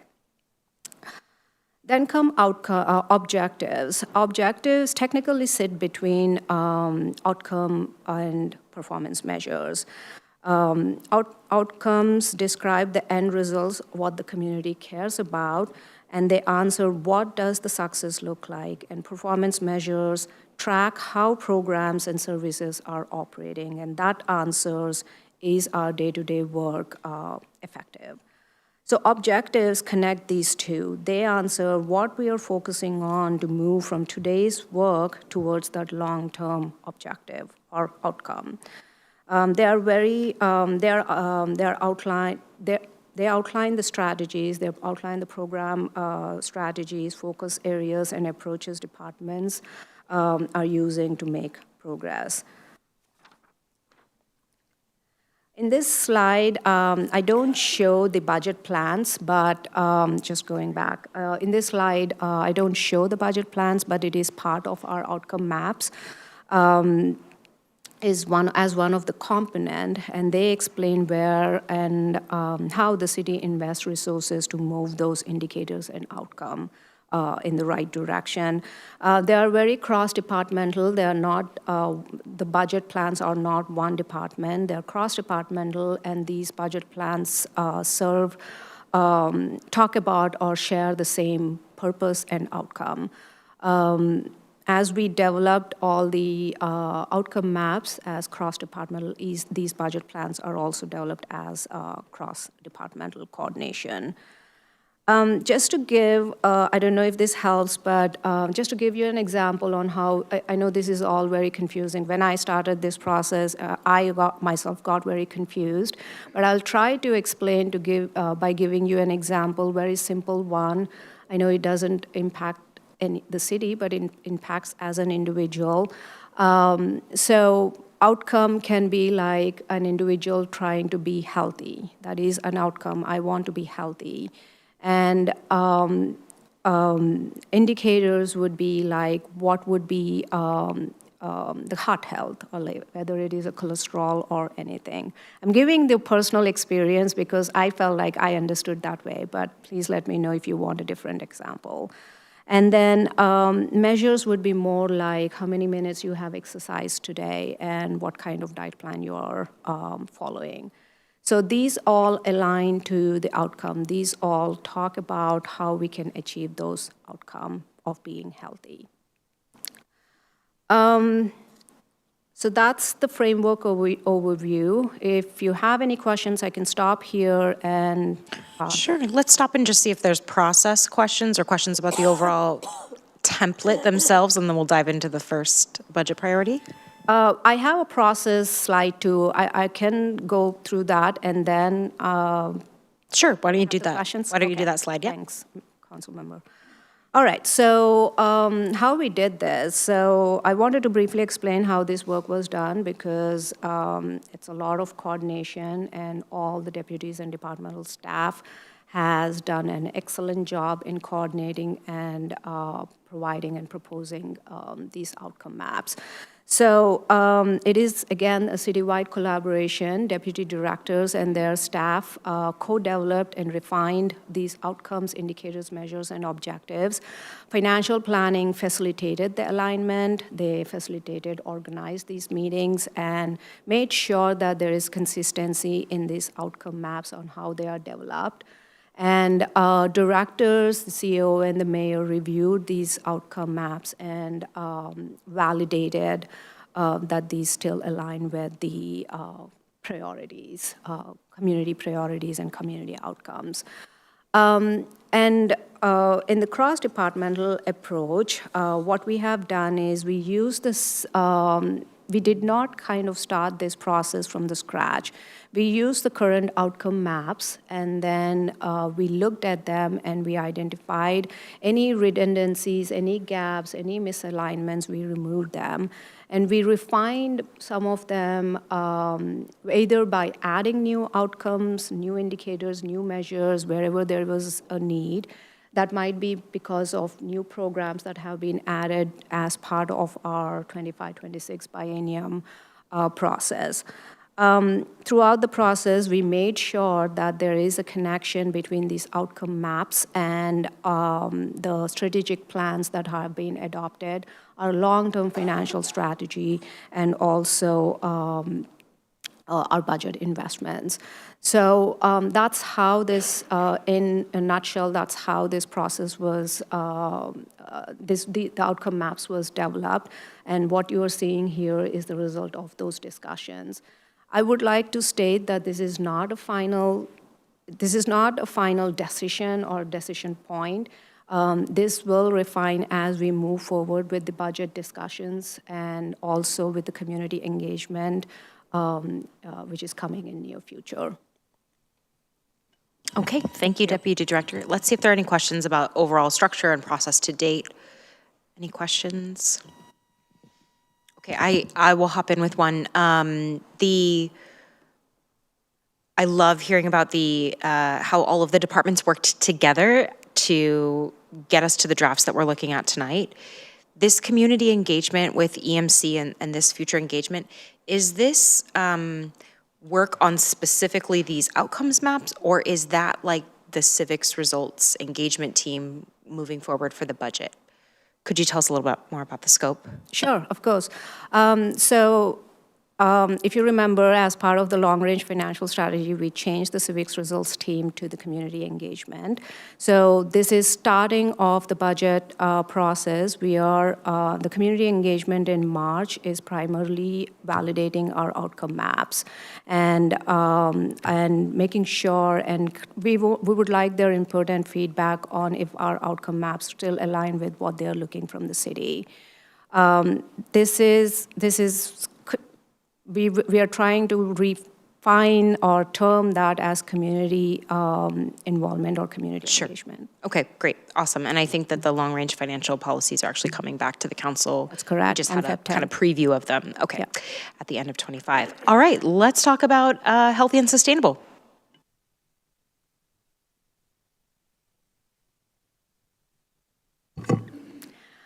Okay, so this is the outcome map. This does not show the performance measures here. It's just because of there is no space. So this talks about the outcomes and the budget plans and the dashboard indicators that tie up to the budget plans and outcomes. So moving to the next slide, here are our current outcomes, the list of all the outcomes under healthy and sustainable. So this is the crosswalk between our current outcome and proposed outcome. Does any of the council members have any questions on this one? Why don't we go through all of the healthy and sustainable pieces and then take questions as a group of healthy and sustainable, and then we can move on to the next one. Is that okay? Yeah. Okay, great. So I'll just go through. So these are these are current outcomes and proposed outcomes. And moving on, we have these are the dashboard indicators. As you can see that there are some areas there was a change, and some areas where we refined our indicators to provide more clarity. And we have added this in this outcome map. We have added a new outcome and indicator and measures that talk about the community health, that focuses on the MIH and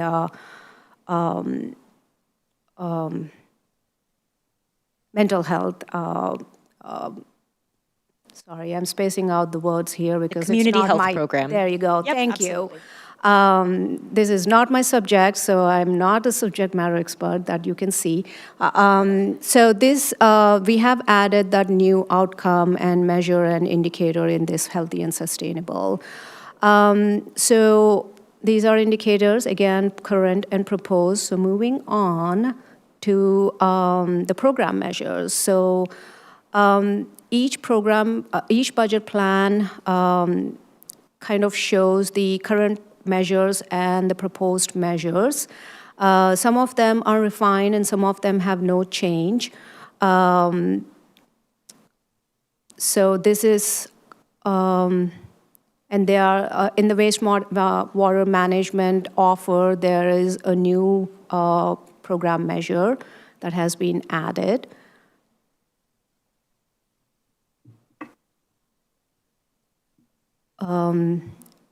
And you also can see that there are a few that has been removed on some of them. So the whole healthy and sustainable slide deck is kind of shows what our current measures and proposed measures are. So we can certainly take the questions now, and I can invite the deputies as needed. Great.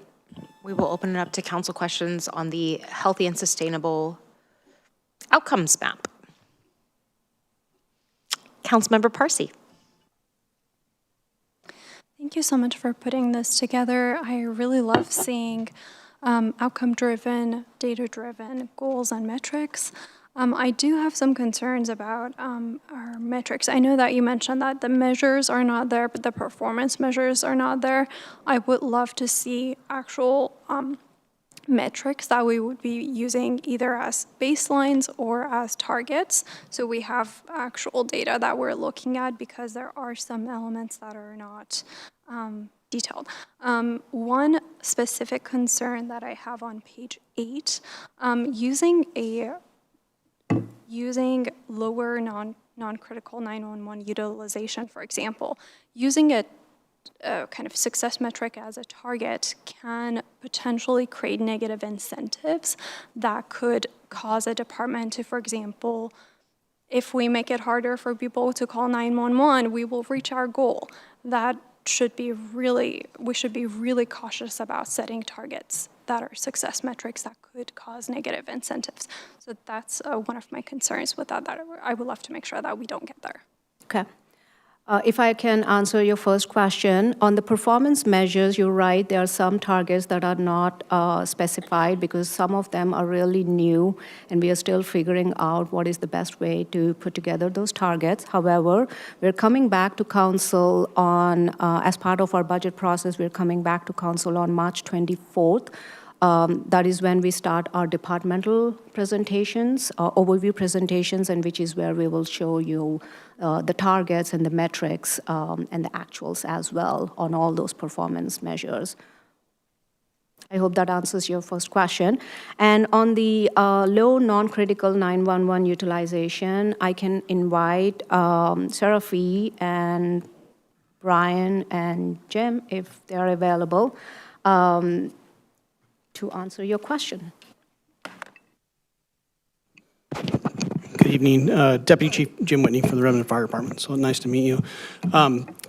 The intent is not to take away from the calls that we respond to today, but really to aggressively address the increasing call volume that we have now. And a lot of that is coming from the concepts of preventative healthcare, so addressing people's needs outside of the emergent times. So meeting with them in times when they're identifying them in times when they're in distress, but then circling back and working with them after those events to make sure that we are providing them with the resources needed to reduce the impact on 911 and not just 911 responses, but also emergency room activations. So it's a goal that's out there, not just set by Redmond, but set nationally to really try and address some of the issues that we're seeing across the nation with increased call volume.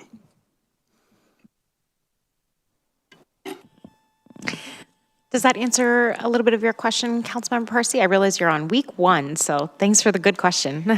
Yeah, okay. And maybe if we could share the community health program plan with the new council members, that would also help convey some of the work that we've been doing the last couple of years. Yeah, line up with absolutely. That's something we'll definitely would like to do, is kind of explain the program, what we're currently doing, and how we want to enhance it in the future. So. Awesome. Councilmember Nueva-Camino. Thank you. Deputy Chief, welcome.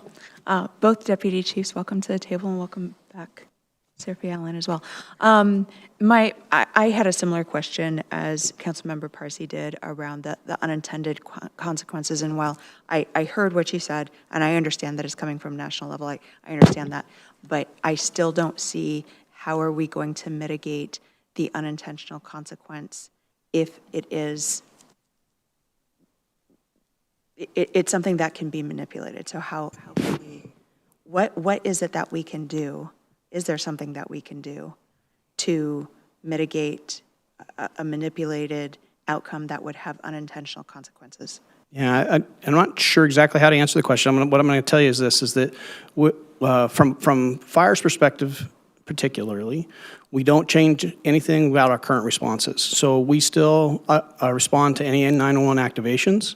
Any calls that come in from the public, no matter the level of severity, our units will still respond on.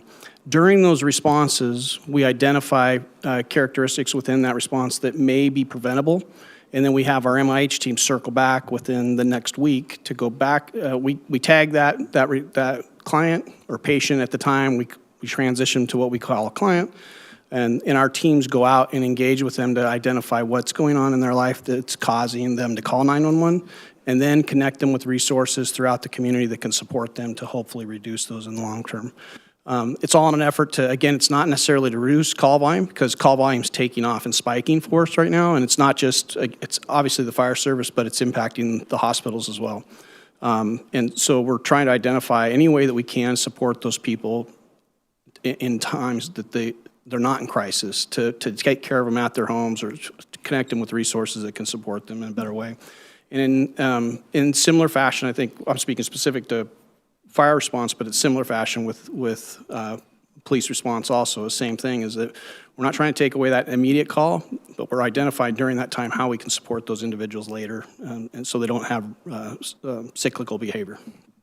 So what I'm hearing then is just a reassurance, which is kind of what I won't speak for council, but that I was looking for, was that there's not going to be any change in SOP or standing operating procedure in this, but rather nothing else is going to be changing, but that we would like to see a lower call volume or a lower non-emergent 911 use. Exactly, and the background on this really is truly to reduce our cost and exposure to going on calls, in an effort to make sure that those units are available within those neighborhoods at a higher frequency than they currently are, or the current trajectory is.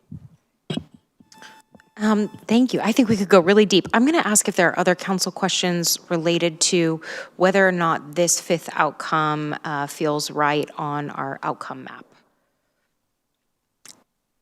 Any follow-up questions related to having this on the outcome map? Councilmember Forsyth? I really see how you're using this to work in the alternative crisis response and the whole critical care team, the MIH team. So I really appreciate seeing this on here, because this feeds into the other actions that we're trying to take as a community. So I think this is, over time, going to give us a lot of really good information, so we can really know if those alternative methods are working. So I appreciate this one being here. Okay, great. Other questions on this one? Councilmember Kritzer? Not on the topic that was just discussed. Are we moving on? I believe that if we have no other questions from the council, let's move on to the next one. Thank you so much, Deputy. Sorry, on the healthy and sustainable, but healthy and sustainable, but not for these deputies? not for these ones. Yeah. Okay, thank you. Appreciate it. Go ahead, Council. Yeah, go ahead, Councilmember Kritzer. First of all, I do appreciate some of the new ones that show up in here. In particular, I really love under community recreation, adding percentage of applicants that qualify for income-based fee assistance and receive recreation fee support. I like having that, which has come up quite a bit with our council, and wondering how many residents are actually accessing this. I wonder if there's actually a number rather than just percentage on that, and I think we got a suggestion from the public on that, on some of these ones, around whether we do percentage or number, and look at that in some of these things, especially as we grow as a city, to see both kind of the raw numbers of how many people we're actually impacting.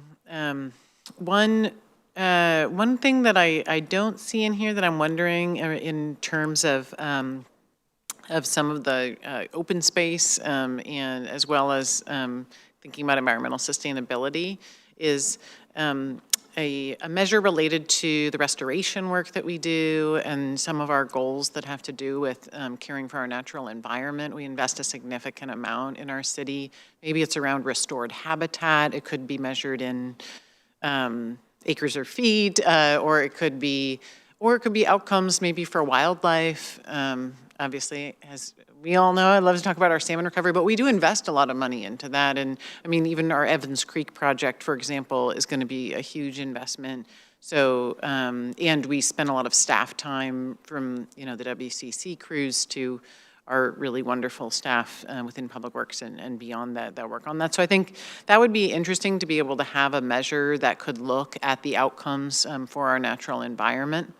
And then also under Under stormwater, I think, I was wondering whether the one that is percentage of city with adequate stormwater flow control, if that adequately captures, thinking about kind of climate resiliency and some of the biggest concerns that we may face. We have in the past faced some significant impacts from flooding. Luckily, in this recent historic time, we didn't face as terrible of flooding as other communities, but certainly we have risks, especially related to our stormwater infrastructure. So I'm wondering whether there's some sort of measures just that also align well with our climate vulnerability assessment that we did on this, and perhaps even around some of the risks around heat management. So really some of those biggest climate impacts, are there any measures where we want to check and see, are the investments we're making to be proactive on that, having the outcomes that we're desiring to keep our population more resilient and prepared for those impacts? Wonderful. I'll go ahead and chime in because I had really related comments. I'll also just say broadly, the first outcome that's presented, environmental preservation responsibly balanced with growth, it does seem like everything that kind of cascades down from that is really limited to water resources.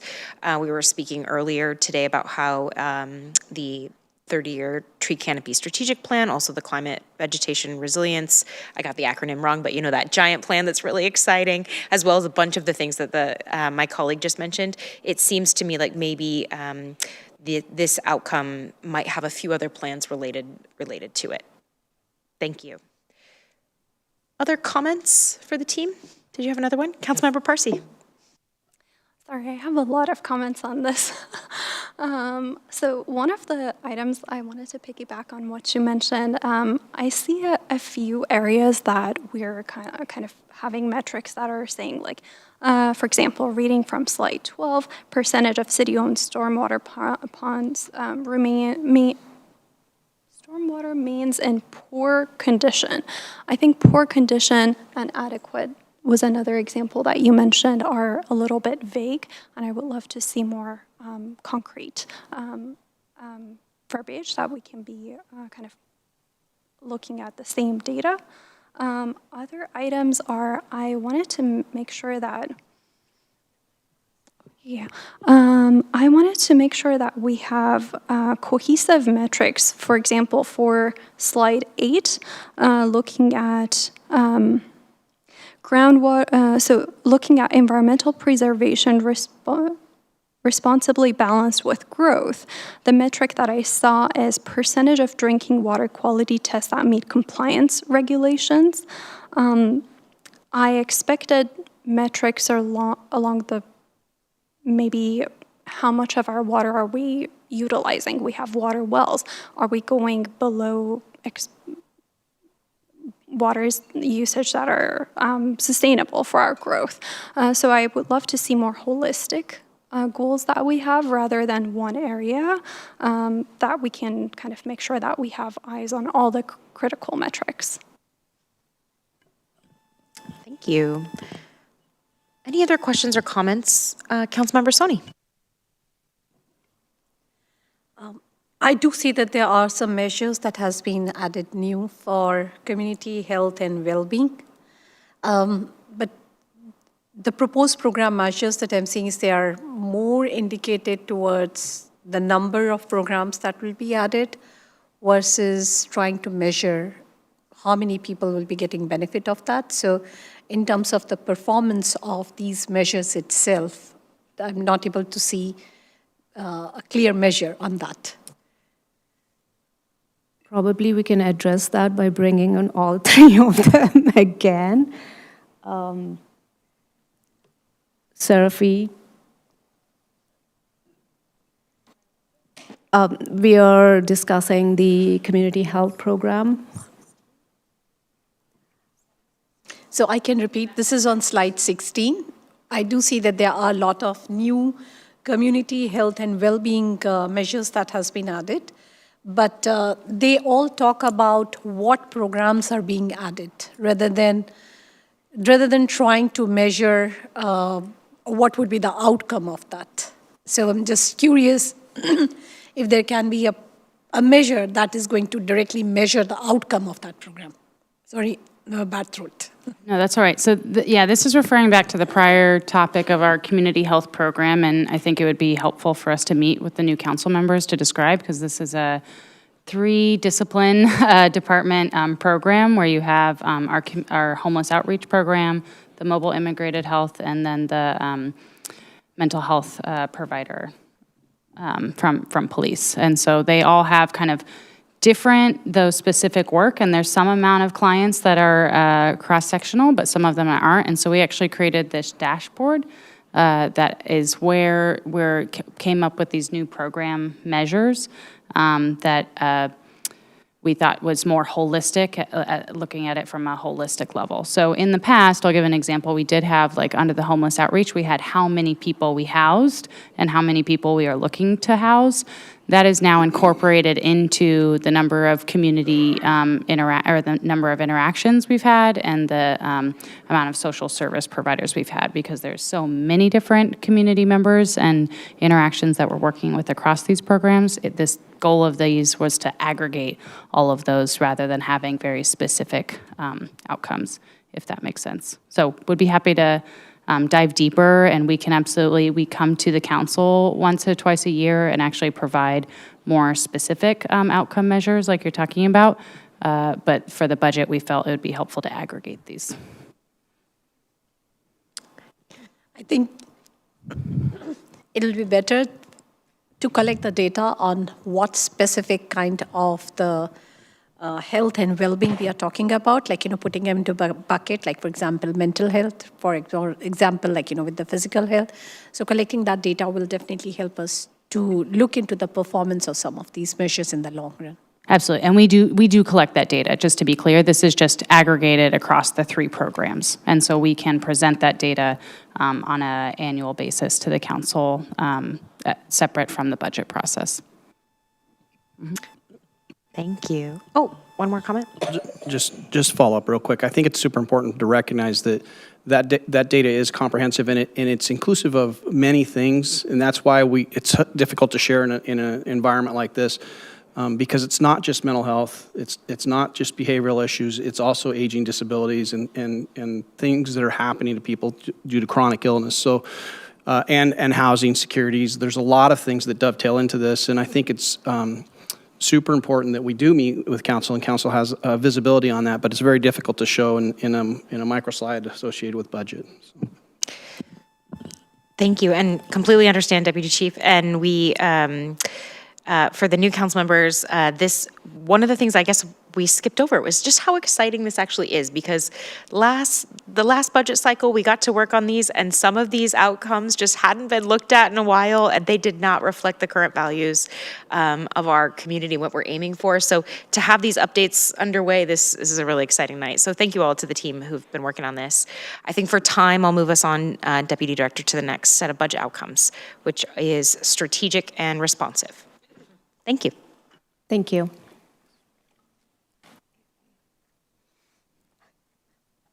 Welcome back, Haley. Haley. Thank you so much. Invite Haley back. Doing musical chairs. So this is strategic and responsive. We initially had 3 outcomes. We have added an outcome which is specific to READY goals. And not much changed here, not many budget plans have been added here, but we added an outcome that kind of best addresses the READY goals. Moving on, again, as I said, not a lot of changes in the outcome, just a refinement or wordsmithing on the outcome side. And then the dashboard indicators, again, we have refined the trend in price of government. That's what we used to call the price of government, but we are restating or reterming that as a community investment rate for government services. So there's just a refinement and more clarity. And the bond rating, again, it's refined to the city's bond rating. Turnover rate, there is no change that is specific to human resources. and we added a new dashboard indicator that aligns or ties to the READY outcome, which is fostering a diverse community by providing equitable access to services. And again, there is no change in the community satisfaction rating. It stays the same. And we have added a new dashboard indicator which talks about the effective delivery of city services that primarily talks about all the executive activities. Just moving on in much more detail, these are our budget plans and program measures. This is the fiscal accountability budget plan. We used to have 2 program measures, and we are kind of realigning and restructuring on where these program measures should sit. So one of the program measure from here has been moved to another plan, which is operating reserves budget plan, because it best addresses over there. It's the best fit over there. And we removed the percentage of month-end closures completed by the 10th working day. This is more internal operating measure. We've been doing this. We are collecting this data on an internal basis. So we felt like there is no community value in this, so we removed that. We did add 3 new measures, which talks about the revenue sources which are coming from non-tax resources.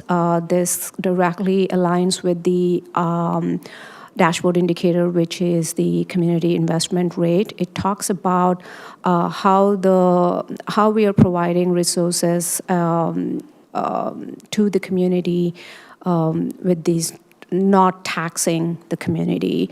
And also we have added another 2 new measures which talks about the spending on the environmental preferred products. This is very new for us, and also the next one which talks about the total contract dollars awarded to diverse vendors. These both are pretty new for us, but this is something that we feel like we have tools for, and now that the ESAP is adopted, and then we are taking help from Jenny as well to kind of figure out what are the targets for this particular measure, and how we can help show the community how we are spending on environmental sustainable products. Diverse vendors, this is showing how much of our budget is spent on the diverse vendors or suppliers.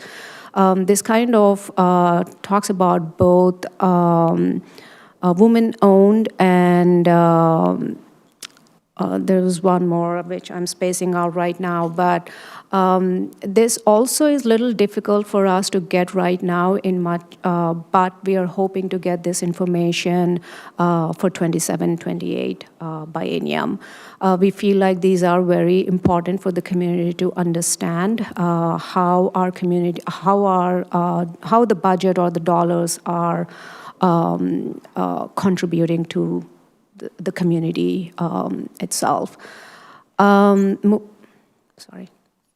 Moving on, these are operating reserves. We just refined one of the reserve and then removed one measure, which is the percentage of equipment replacement within the appropriate time frame. Right now, or even in previous bienniums, this one was very hard to track. There is no proper data or any tools to kind of track this particular measure accurately.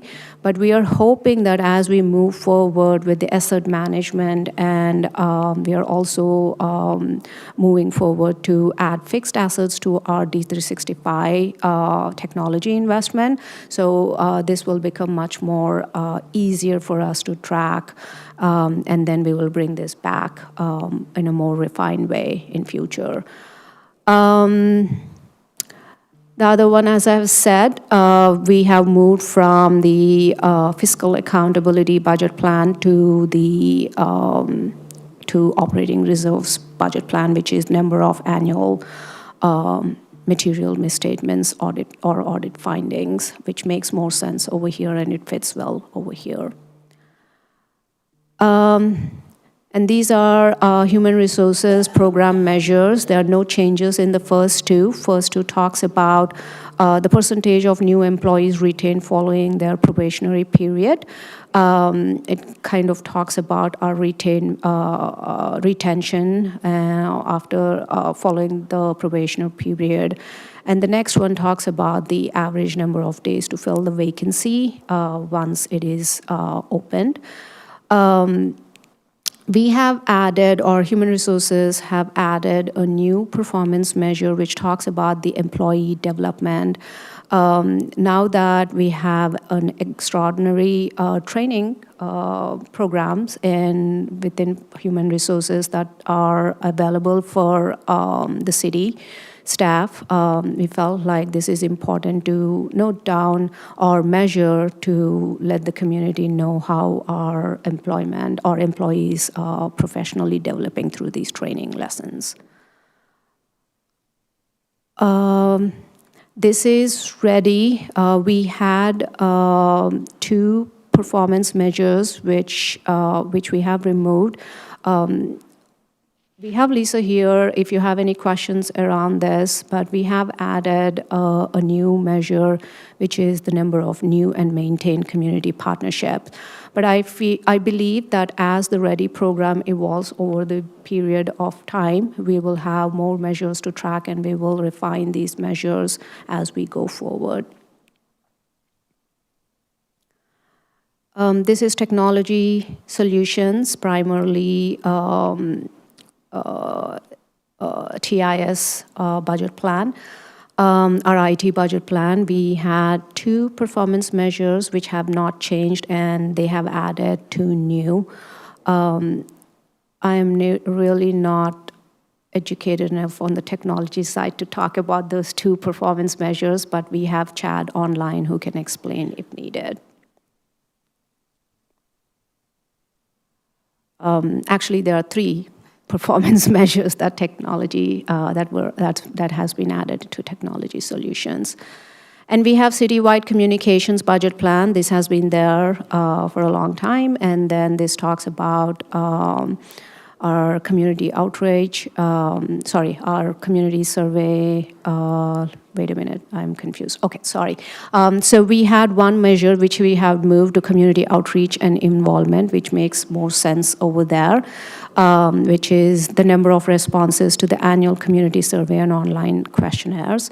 And there is no change in the other one, which is the percentage of community members responding that they feel informed regarding city programs, initiative, projects, and issues.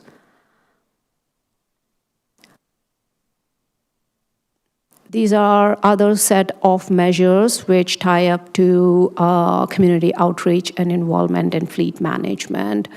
No changes here, just refine the words to give more clarity.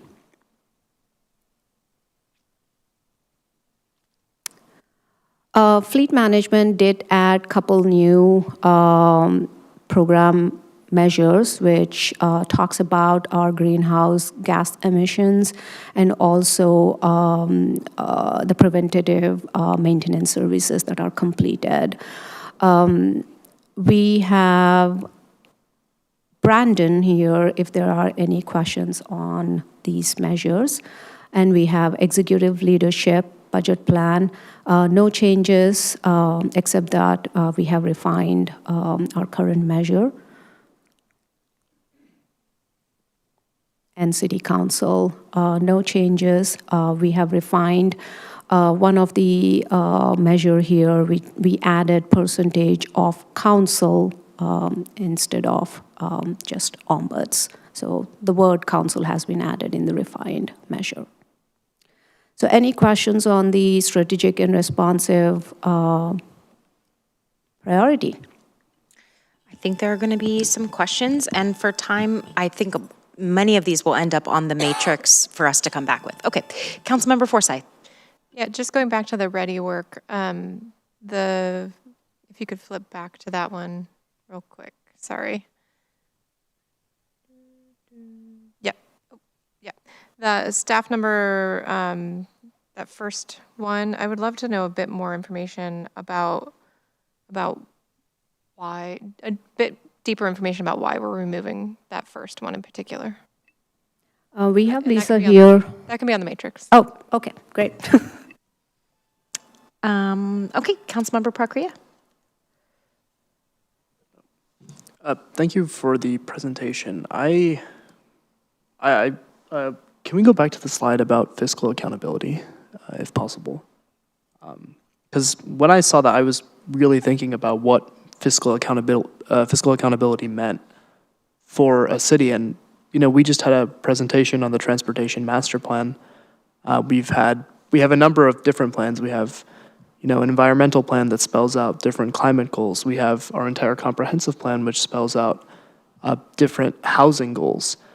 And I would love to see some kind of metric that's almost like a meta metric on how we are doing with regards to our progress towards these goals. Because sometimes I feel like it seems that we set these goals, but it's actually very difficult to gauge how we are doing. You know, we had a presentation from Ian Lefcourt of the planning department very recently, where he talked about the need for about 800 housing units a year to actually get to that 24,800 number specified in the comp plan.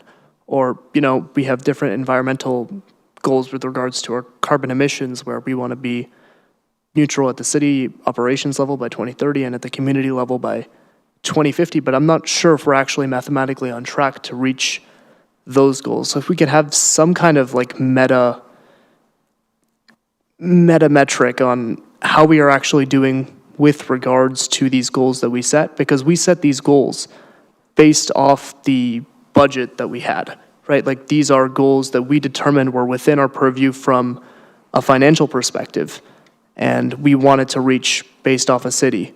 And I understand that this is something that's very, very difficult to quantify. We might need a few different numbers here. But if that would be possible, or to get more clarity on how we're doing with regards to that, that would be amazing. Thank you. Metametric. We're going to all be thinking about that for a bit. Councilmember Kritzer. I'll jump on that to say perhaps also like benchmarks that we could measure against. And maybe it'd be like over a certain span of time or something like that, that we could measure on these. I would actually, to follow up on that, I think one of the things that I'm thinking about, and then I have a couple of things I'll just put on for the matrix, that I think that we should think about as we're going towards this, and thinking about how we communicate out on our budget, because most people, they see their tax dollars go in, and then part of the goal of us doing this is to share with them what comes out. And I think as we take all of these metrics, maybe to the idea of meta-metrics, is whether we can also kind of bubble up what are the things that are going to be easiest for people to understand under each of these, to be able to see, okay, this budget that we're going to spend between operating and capital over $1 billion. What are some of the big things that we're seeing come out? So I guess I do think that would be really interesting to be able to see how does this kind of bubble up into the communications as well. Just a couple things on some of the metrics, and you can follow up on this. On READY, I would just be interested if we could get input from Anita Page or Dr. Thompson on these metrics. I don't know, maybe you already did, but would be great to be able, it seems like maybe we're missing a few things on the READY metrics, so I would be interested to get their perspective on that. Also on the technology solutions, I would say I think it would be interesting to be able to have metrics around, we have a metric around cybersecurity and how many people have completed the training, but I think it might be more interesting to have a metric around how many incidents we've had, or how safe, which essentially would be where we could look at cybersecurity incidents, as well as data privacy, which has been a big concern for our public, of like how many kind of breaches of any data that the city holds have happened. So that way we can hold ourselves accountable, and I think set a benchmark of our goal is to have none, right? And to be able to share how those investments are paying off, as well as how well we're adhering to our own policies and goals. And then on outreach, I think I was thinking about whether there's some metric in particular that's around the number of people who are engaging formally with the city for the first time. Because we have a lot of people, one of the metrics is like how many people are on our committees, or the diversity of people, but one way to do that is sometimes we end up with some people that end up on multiple committees, or they're kind of frequent flyers within the city. But how many people are we kind of reaching out to that are engaging with us? And then lastly, I'd just put this out for the council. I think this may be a bigger conversation for us, is the council metrics. And you know, I think in particular, we invest the city's money, other than our salaries, into community outreach and into trainings. And so whether there are any metrics related to those that we would want to establish to see the value of kind of those efforts. Thank you. Council Vice President. Thank you. Just very quickly, Haritha, going back to Councilmember Forsyth's comment on slide 25, number 4, which was the ready current measure that is being removed. Flagging this one more time, because later on in the presentation, we're also talking about one of the indicators that we're watching is employee development, and we're more or less incentivizing that. We're promoting that. We want more of that. But then it seems, just seems, that we're divesting from this other area. So I'm really curious and would appreciate a deeper dive. Thank you. Councilmember Soni. I have suggestion for the diversity, respect, diversity, equity, and inclusion on page number 25. It has only currently one measure, which is number of new and maintained community partnerships.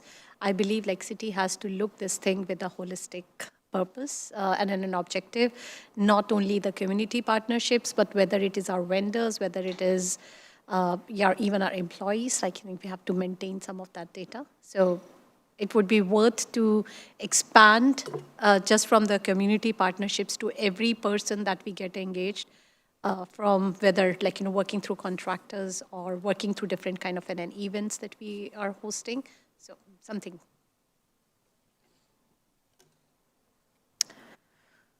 Other questions or comments? I'll just summarize a couple of mine quickly. I think a few issues, specifically with the ready ones, it looks like we need to refine that quite a bit. One thing I'll note is that the ready plan is 4/5 of that plan are about the internal work. I don't necessarily want to couch that plan under human resources in this column as if to convey that it is only a human resources responsibility, because we've actually made very recent decisions in the opposite direction, but there is maybe some refinement there. And two, just like overall comments would be about making sure that because this is a tool to communicate the service levels, I really appreciate how Councilmember Kritzer conveyed that. This is a tool to communicate our service levels and what the community can expect. It's also a check for us, because when we get the draft budget, we'll have these revised outcomes in front of us. And if we're off base on something, we can have that conversation during our deliberations. So these outcomes really do matter, and the measures really do matter. I just want to make sure that we are measuring things that we actually can measure.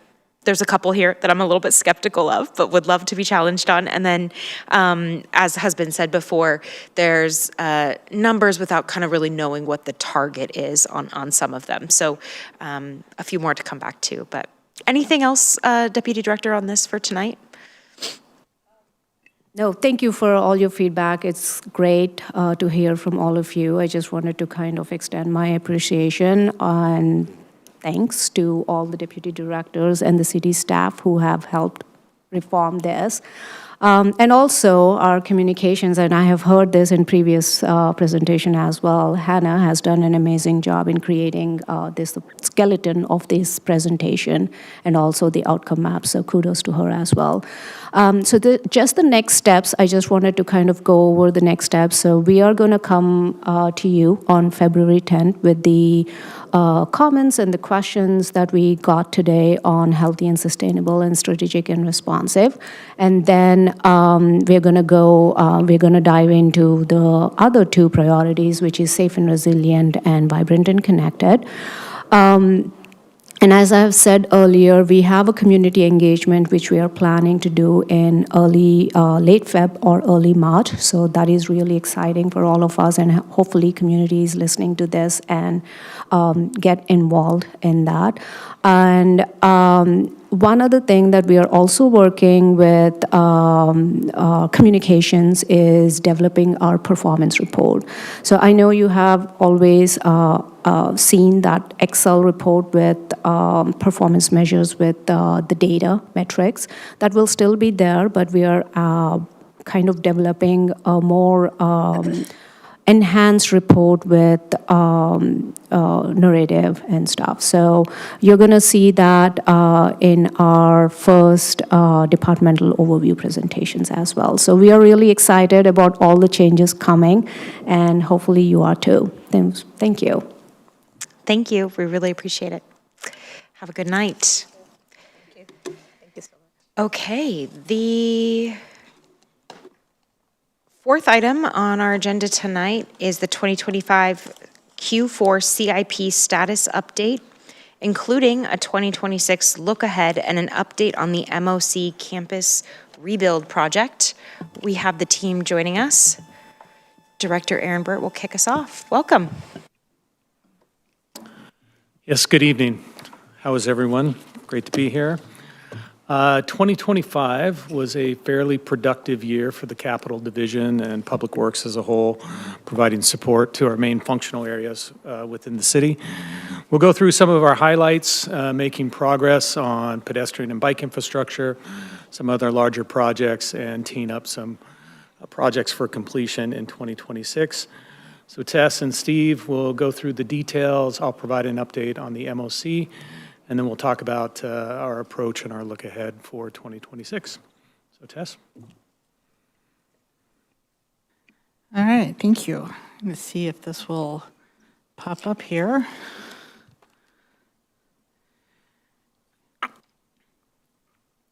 Got the little hamster wheel rolling around. There we go. So as Director Burt said, this is our Q4 update on the 2025 CIP, and embedded within this report is a look ahead at projects that will be started in 2026. So we ended the year finishing 12 out of our 18 projects. We started this year with a pretty ambitious goal, and about mid-year we knew that there were 3 projects that we were not going to be able to finish. And then as the winter weather set in and we had very cold, wet, rainy weather in December, it did delay the delivery of the Fire Station 17 siding project, the Reservoir Park Sports Court, and its partner project, the Reservoir Park Water Tank. But overall, I think that we finished on a fairly good number of projects. We typically average anywhere between 10 to 14 completed projects in a year, so we are within our average there. Looking ahead to this year in 2026, we do have projects, obviously, that did not get completed that will roll over into there, and we are looking to complete 14 projects this year. This is our list of completed projects that came through, and then a look ahead at what we expect to complete in the first 2 quarters of 2026. In my next report, you'll see a complete listing of all 14 projects that we expect to complete this year. So carrying in on our theme from our last presentation, these are the last 3 projects that we did complete in 2025. They are the 2 turf projects, one at Grass Lawn and the other one at Hartman park during the baseball infield. And then the last one was the sustainability, the LED lighting building retrofit project. And Steve has some information to provide and answers to council questions that came up during committee when we were here earlier this month. Okay, great to see you again, Council. A couple of questions that came up at the last meeting had to do with on efficiencies of the new lighting system in City Hall. And one of the goals was to have City Hall building meet the Washington Clean Building Performance Standards, which we will now meet with the completion of that project. They have a term, energy use intensity, and so that was reduced from 69.2 to 64.2. I'm not an expert on that, but that is good. And so we're really avoiding any non-compliance penalties or issues there. These projects are really good return on the investment. We're expecting to save about $28,000 a year in operating costs, utility maintenance, that type of thing. And then also as a part of this project, we received over $105,000 in rebates and incentives to reduce our total project cost. The 20-year-old system, it's all replaced with LED lighting and controls. It's going to improve reliability and extend the life. And then also, as far as our sustainability goals, it's going to reduce the about 66 tons of carbon per year, which would be kind of equivalent to planting about 18 acres of trees or the power for 11 households. One of the other questions that was asked was on the controls. So the new lighting system, it manages both inside the building and out. The lights dim or turn off as the spaces are occupied or unoccupied. And it also adjusts based on the available daylight. And it's basically not wasting energy, lowers the electricity, and it's more comfortable for the users. I got to experience this firsthand when I walked in tonight. The whole north wing was dark, and I opened the door, and the lights come on as I walk in. It made me feel really special. So anyway, the control system also, it's easy to monitor. The occupants can kind of fine tune it in their spaces and adjust the lighting as needed.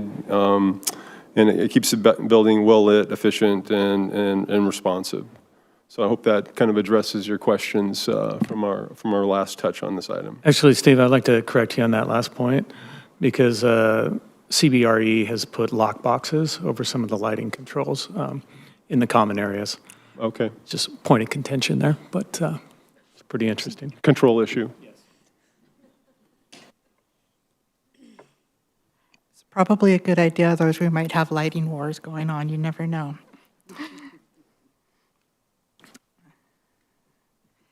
All right, diving into our portfolios, starting off with general government and facilities. At the committee meeting earlier this month, Council asked about information on the Teen Center demolition project. It is included, I included a project information sheet in your agenda package, which does outline where the funding is coming from. I believe it is a combination of general fund and REIT money. And then the other question that was asked was, what are the next steps for getting this project formally adopted into the CIP? It's kind of a long-winded answer to this one, but typically when new projects are proposed and they go through our governance process and are approved for inclusion, we typically like to have the functional area that is sponsoring that project bring it before council so that they can answer any questions and explain why it should be adopted into the CIP. Alternately, we will take a new project before you, along with a consultant agreement to begin the design work. We'll be asking, please add this project, and please allow us to enter into this agreement to begin the design work. And then the third way, which is the way that this project will come to you, is that finance will come to you with a budget adjustment. And that is for this project in particular, because the dollar thresholds for the agreements that we expect to be entering in will probably not rise over the amount of where we would come to you for approval to enter into those agreements. And so finance will be coming to you probably in March or April, I believe is what I was told was roughly their schedule, with their budget adjustment and the inclusion of this project to the CIP. Are there any questions on this? I just want to add a couple points on the old firehouse. So we are entering into an agreement with a consultant to get the plans together for the demolition. Right now, we anticipate demolition to happen in May 2026. We have the potential to move that up a little bit further, potentially in April, depending on the permitting and what comes back for the bid environment for that. Parks is going to be working with the community to develop a celebration for that site before we take it down. We'll have a better idea really on the schedule for that demolition probably within the next 2 to 3 weeks. We'll be able to provide council with more information on that as it relates to when that celebration will happen and what the plan moving forward on that will be. So more to follow. Councilmember Kritzer? Thank you for that information, and also great to share that I appreciate Parks working to build out a celebration of the history so we can adequately do that before also moving on to the next exciting phase for our Old Firehouse Teen Center. One question is in terms of the finance, and maybe this is something that finance will have to come back to us on, is in terms of the project for design for the next phase. Since this is slated for us to do the demo by May, one of the things that we decided when we made the direction around the teen center was to prioritize expediency. And so I'm just curious, and maybe Director Burt or Director Hamilton can speak to this in terms of the vision for whether we could even begin some of the design process this year, and would we need to then also add that as a separate project in the CIP this year? So yes, we will be able to begin the design component this year. I actually had a meeting with Parks today as we talked about the way forward on that. What we're going to have to do is put together an RFP to go out for a designer, essentially. And we're looking at this basically as a 3-phase project. Phase 1 is the demo, which is underway. Phase 2 will be the design component. I think there's a very good idea of what type of facility the city is going to be looking for, but we still need to go through the aspects of due diligence to provide options and a preferred option of what that facility would look like, and then what the associated costs would be. Additionally, as part of that process, we need to make the determination on what type of process we're going to use to deliver the project. If it's going to be a traditional design bid build, we're going to do GCCM like we did at the senior center. This project really doesn't lend itself to progressive design like we're doing at the MOC. So we'll come up with that option, and within that, there will be a range of pricing options that we'll be looking for. That's when we'll come back to council with a tighter number for a budget number to build it. What we can expect is anywhere from a 3 to 4 year time horizon to get this thing built. Because if you look at permitting and design, especially on a traditional design bid build, it's going to be about an 18-month process, getting it out to bid, and then it's probably going to be about a 2-year construction window. So as we move forward with this, our eye is going to be on the expediency and the building, but that's the reality to build this type of building in the environment that it's going to be at. Thank you, and I will add, of course, I very much understand, Director Burt, the 3 phases you just listed, and the phase regarding design will, of course, involve the deep engagement that the Parks Director actually spoke with us earlier about tonight in committee. Was there another question on this topic, Councilmember Soni? Not a question, just to remind that the teen community needs to be involved for the designing phase. That is really crucial to get their inputs. And then just wanted to make another comment on this report, just for the sake of the council members who have joined now. If they could be, it was like, you have the budgeted and what was the actual, the financials here, at the completion of these projects, that will be very helpful. Okay, I'm going to move us along for time. If we could continue with the conversation, thanks. Yep, will do. And then, as you notice, we have one upcoming project in this portfolio starting this year. It is the ADA improvements at the park restrooms. Work will be in the Anderson Park restroom facilities, Farrell McWhirter, Grass Lawn, and Perigo Park. So our featured project, no surprise, is the MOC campus redevelopment, and I'm going to turn it over to Director Burt, who has some information to provide.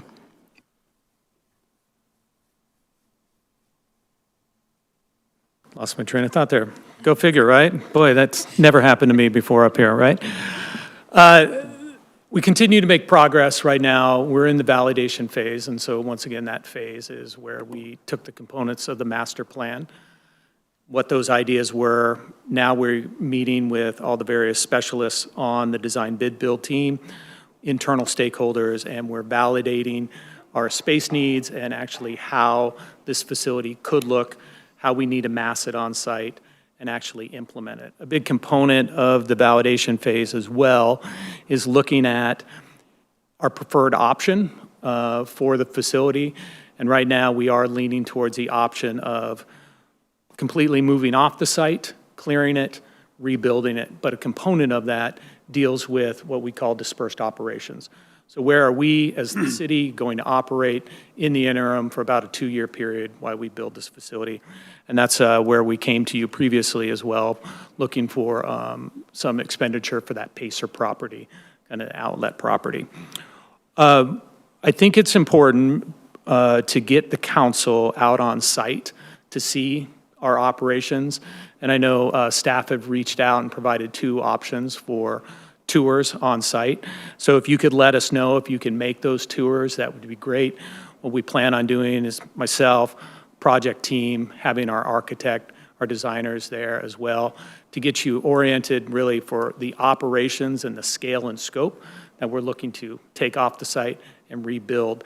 And then what that's going to do is set up our further conversation that we have scheduled for you in March, where we will talk about the next phase of this process. So right now, you signed a contract to bring the design bid build team on board. Our next phase, as we get to the validation component, is the direction that we're going to go, and it's the first amendment of the contracting period. So we're basically looking at a $5 to $7 million contract amendment to take us forward into the permitting and design phase. We are still looking at breaking ground in the beginning of 2027, and then probably with about a 2-year build. There are a couple other options in play right now in terms of space validation of potential options of purchasing other properties out there on the market. I can't go into a lot of detail on that right now because there are some negotiations and some other components that we're looking at. But if we get on site to tour the MOC, we'll be able to go into a little bit more depth of the actions that we're looking at and how that may be accommodated in the future. Additionally, been in pretty extensive conversations with finance and as part of the budget process. So we move into 2027, 28. We'll have some updated concepts in terms of how we're going to be managing cash flow on this project, because the intent right now of the city is that we want to front load the cost of this project almost to about 80%. And so that's coming from current revenues of utility funds, general fund dollars, transportation dollars, and so forth. And we're trying not to fund this project using any debt for the long term. But Kelly and finance will have more information on that a little bit later as we get into the budget process. Right now, across the board, I think we are in a very good position to keep this moving forward. We still have some hard choices to make once we get into the validation component of the direction that we're going to go in terms of where we're going to build, what it's going to look like, but, more to follow, especially after we get that opportunity for engagement with council here in February. All right, thank you. Moving on to our parks portfolio. Within this portfolio, we do expect to start one new project this year.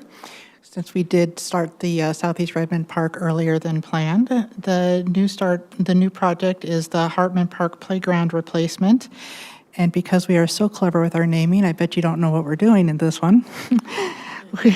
We will be replacing the old wooden play structure at this park, and as well as doing some work on the walkways within the park itself to make them safer and more accessible for park users.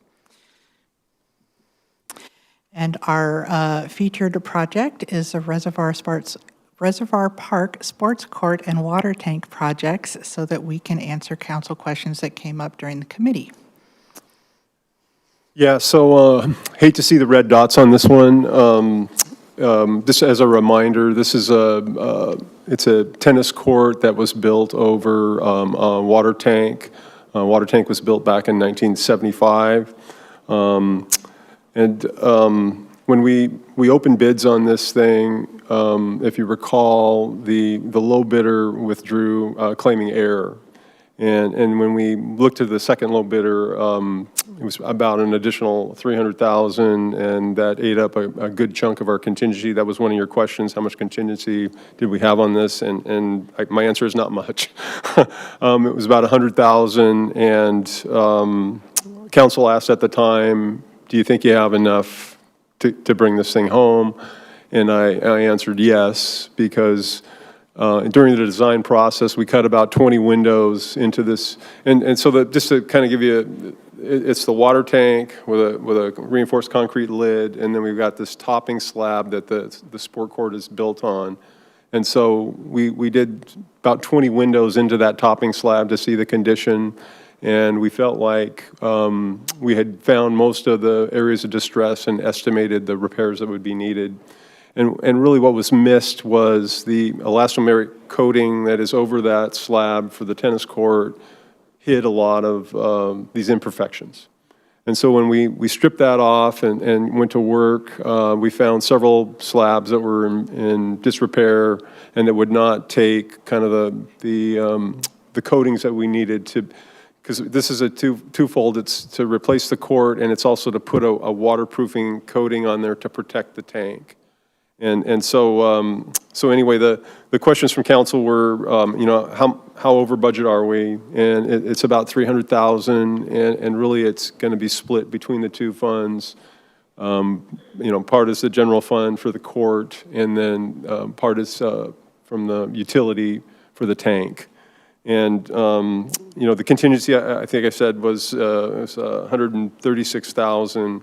And I could go into, some of the other details on the repairs, but the bottom line is we missed a few things in design that we were just a little over optimistic. And then with the reduced contingency at the bid opening, that's basically the delta that we're looking at now. So it's about $300,000. We do have a good contractor on this. We fought heavily to try and get it done last summer, and we just didn't get it inside the weather window. These coatings are very weather temperature sensitive, and we had to shut it down for the winter. So obviously there's some remob costs into that extra cost as well. And but contractor's scheduled to come on board here in the spring, and then we should get it completed early this summer. So happy to dive into any more details or questions. Councilmember Kritzer. I do have a question about the trail and the fencing part of this project. Sure. We have received some public feedback on that. Can you address the intention behind those changes? I can. It's kind of I think it's a neighborhood trail. It's not really a city trail that we maintain or anything, but as a part of this project, as we're refencing both around the court, and then there's security fencing around the tank, There were some difficulties in getting the fencing materials, and so we wanted to keep the trail closed, to keep the folks off the court, and because it's kind of in this fragile state right now. And so the fencing is nearly complete, and we'll be able to remove the barricade of the trail here shortly. Okay, so it's only a temporary. I think some of the residents thought it was permanent. Yeah, no, it's basically, we just didn't want folks wandering on the kind of this half-completed court in kind of this fragile state, and so we kind of blocked the access to the trail during construction. Thanks. Thank you. Seeing no other questions, I think we can continue. All right, this is our traffic operations portfolio of projects. Our traffic operations team recently completed work on the downtown adaptive signals project, and installation of adaptive signals in Overlake is next on their list. While the Capital Division will not be starting any new projects for them this upcoming year, their team will be very busy continuing work on the safety speed audit, the curbside management plan, the pavement strategic plan. I know there was some interest in that, as well as the ADA transition plan. So while this list of projects might seem quite short here, there is a lot of activity and work going on within this portfolio. And our featured project from the transportation operations is the ADA curb ramps. So this project is going to focus on 104th, on Ed Hill, and basically from 166 to 179th, and so it will take care of, upgrade the ADA ramps within that section, and critical elements there are Horace Mann Elementary and obviously Redmond High School. We'll have a couple of RRFBs to enhance crossings within that.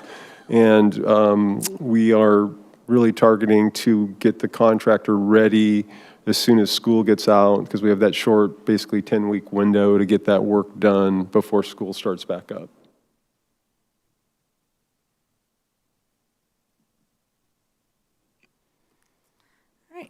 And the other half of the transportation coin, our transportation planning portfolio. Included on this list are two projects, the 148th Avenue Shared Use Path and the Northeast 36th Street Bike Facilities. Those two projects are not currently on the CIP, but they are scheduled to come before you next month. Micah Ross and Michael Hintz will be bringing them for inclusion into the CIP via that first path that I talked about, how new projects are added into the CIP.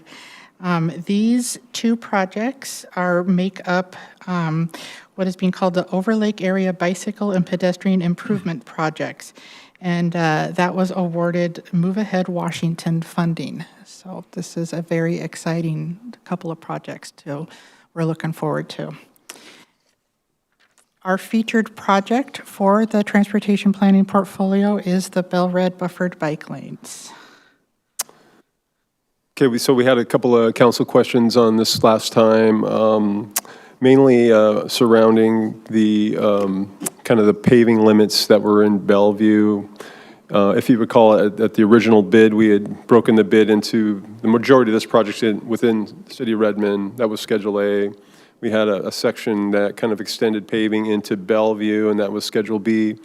The low bidder, it was based on Schedule A, and the low bidder basically made an error on B, and we determined it was basically twice the estimate, so we did not award that schedule. Council expressed at the time that they really wanted that work to be done, so we're repackaging that, and we're going to go out here shortly. And so we've been in communication with Bellevue, and we'll complete that paving. And then there's a small piece kind of between, that's in Bellevue that is basically the last stretch of paving that needs to be done on that corridor. And so Bellevue reached out to us and asked us if we were willing to pave it for them. And so when we bring the Schedule B package for approval, we will have an interlocal agreement that we've negotiated with Bellevue where they'll reimburse us for that paving cost. And so when we're all done, the whole corridor should be striped and paved and bicycle friendly. They also have a project on the books at, oh boy, where is this? At 28th, where they're going to build a signalized bicycle crossing that'll help feed bicyclists and peds to Microsoft and 160th up there for a connection like to Overlake Village. And so they'll be doing that project here shortly after we get done with the paving.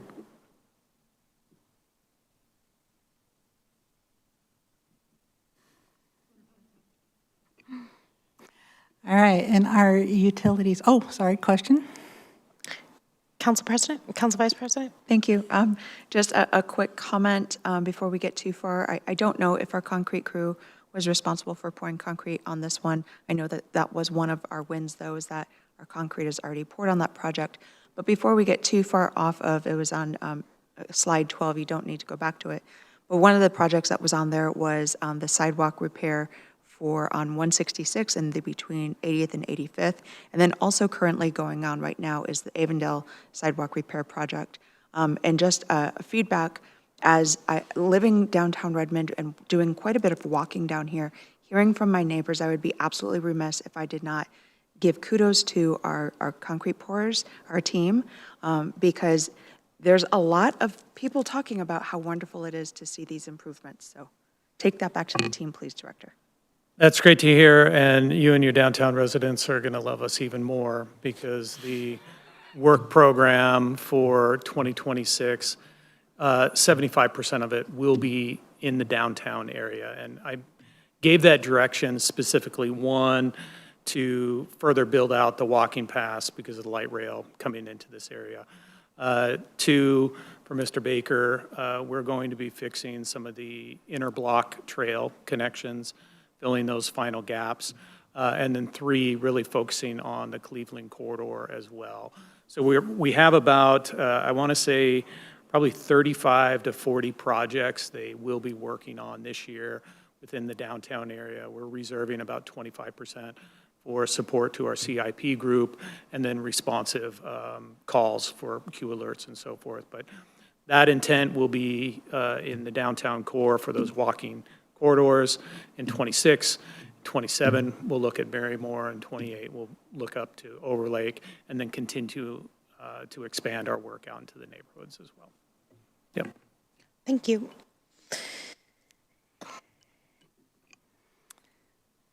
All right, on to the utilities program.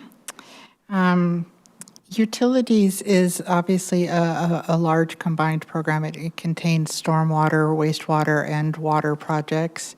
Every time I do this report, I'm always thinking I'm going to have to break it up because I run out of slide room, but so far we're staying at one slide.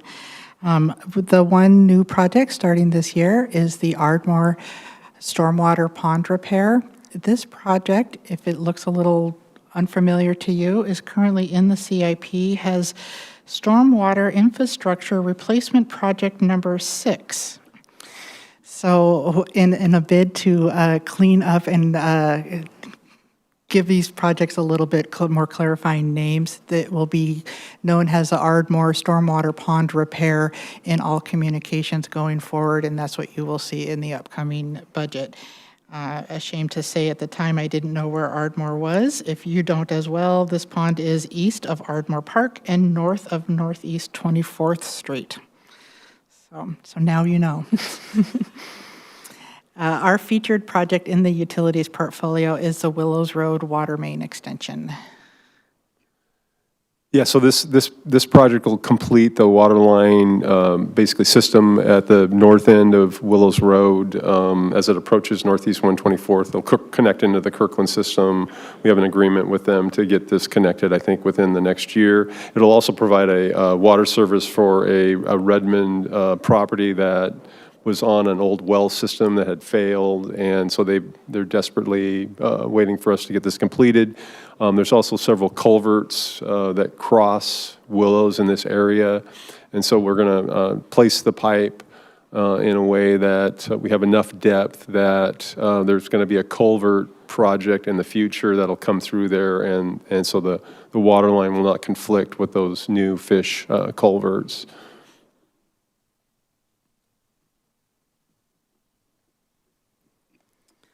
All right, this is our table of pedestrian and bicycle safety projects, listing the ones that we have completed thus far and the stages of our active and upcoming projects. More interestingly, and maybe a little bit clearer, are a couple of the next couple of slides showing on a map where the downtown and the Overlake projects are actually located. Redmond is very committed to building and maintaining safe pedestrian and bicycle infrastructure. And in the downtown area, it is these vital links to the transit stations that provide a range of safe and accessible travel options to everyone. And as you said, getting those sidewalks repaired is a big part of that, and I enjoy them as well. Additionally, the new adaptive signals downtown installed at key intersections are helping to reduce travel times. They also lower the emissions due to less time spent idling at signals, and they improves pedestrian safety through the adaptive crosswalk timing. This next map of the Overlake pedestrian and safety projects includes those upcoming proposed projects, the 148 shared use path and the Northeast 36th Street bicycle facilities, so that you get a better idea of where they are when you're deliberating adding them to the CIP.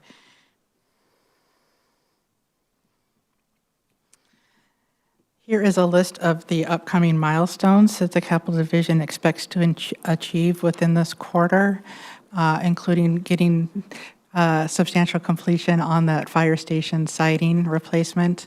We have quite a few projects that are going to go out to bid in the next 3 months. The Teen Center demo, the EV charging phase 2 being some of our more talked about projects. And are there any questions about these milestones or anything else in this report? Thank you so much, team. Are there any lingering questions from the council? We peppered some in along the way.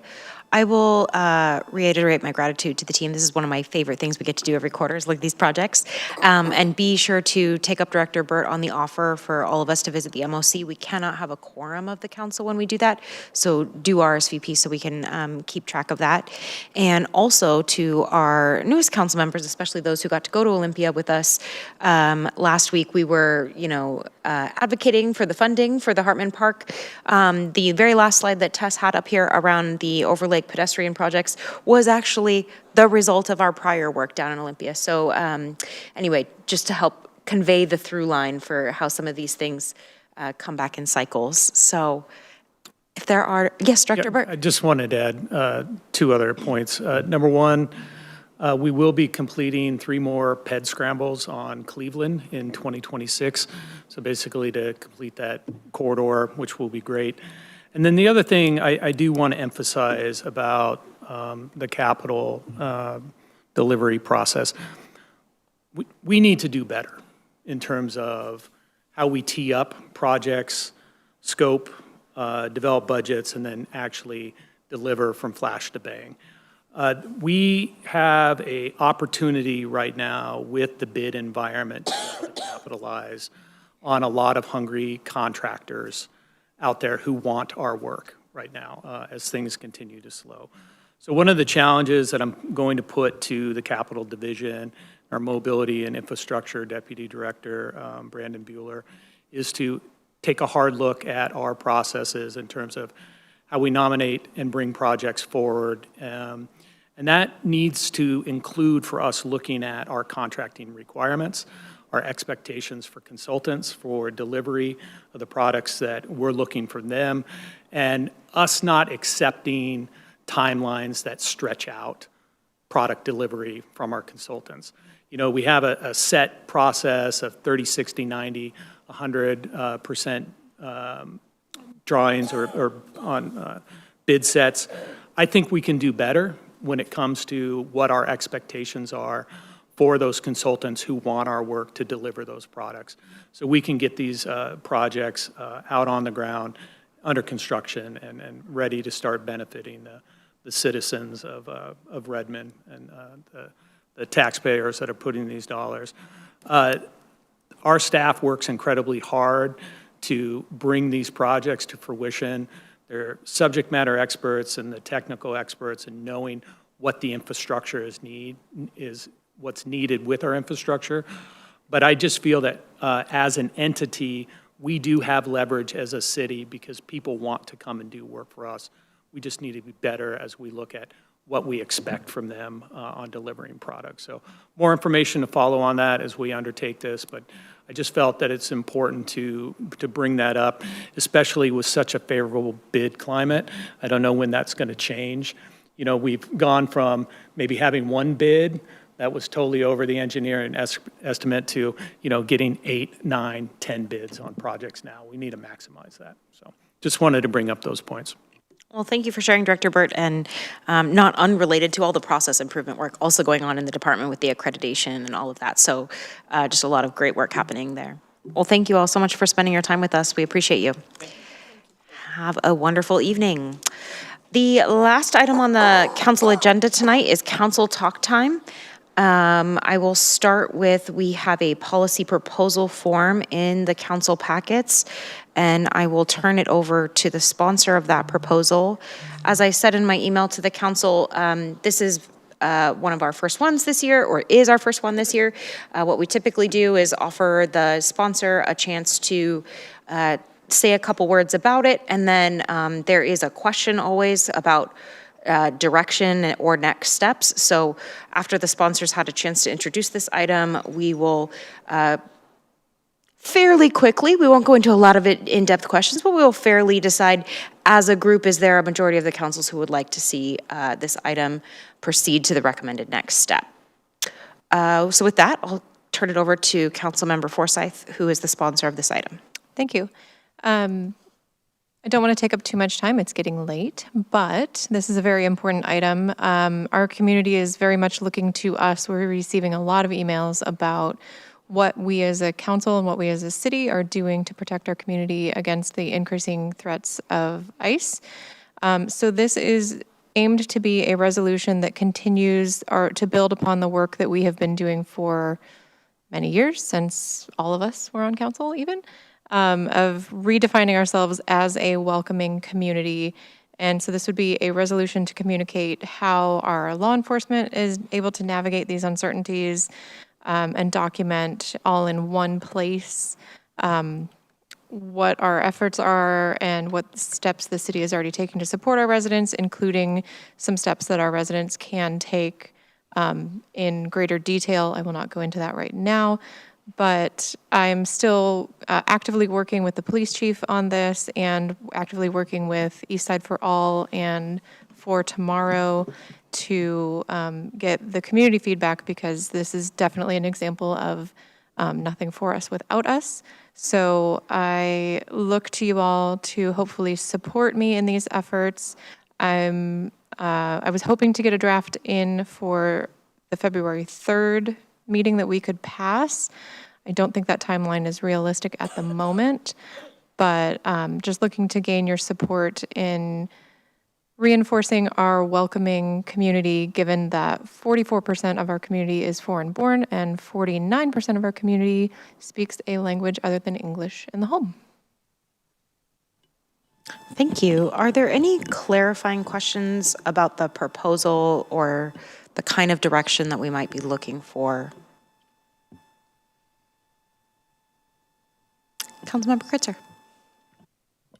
I guess one question that I would ask is, and I think this is great and needed, our community, I think we can't over-communicate at this moment with our community to let them know that we stand with them, especially when ICE has been in our community.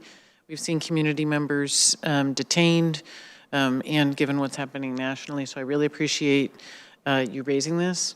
My only question is on the resolution and what you were thinking about, whether, in order to effectively communicate to the community, whether a resolution would be great or maybe a joint statement of the council that could be easily kind of transmitted out. Just because when we write resolutions, we use the whereases and things, and it's not necessarily as like kind of accessible to the public. So I guess that was my only question, but I'm overall interested in pursuing this.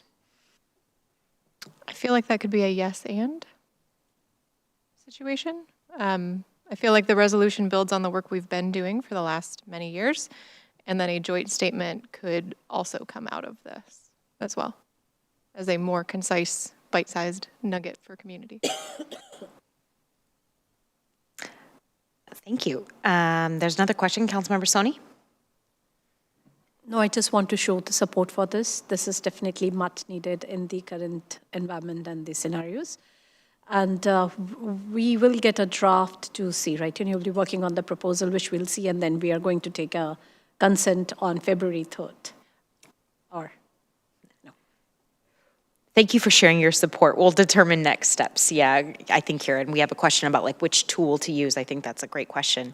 I will also just take it up a higher elevation as your council president to say I'm really glad that we got to see a chance for everyone to see how the Hopper, this policy proposal form is used, because it is one of the tools that we have to do our work. And as we go into our council retreat, it gives you all another chance to, everyone a chance to learn kind of the functionality of this tool. So thanks for sharing your support, Councilmember Soni. It sounds like there's kind of a question about yes and on possible tools. Council Vice President? Thank you. I would be in support of the yes and doing both the joint statement as well as the resolution. Within the last 2 weeks, roughly 2 weeks, I've personally received, through my social media accounts, I've personally received, I would say, a conservative estimate about 100 inquiries about, what can the community do? How can they get tapped in? Where can they get more information? So this is definitely something that the community is, you said thirsty, and I would say needing right now. It's an absolute need at this point. Appreciate that. Councilmember Parsi.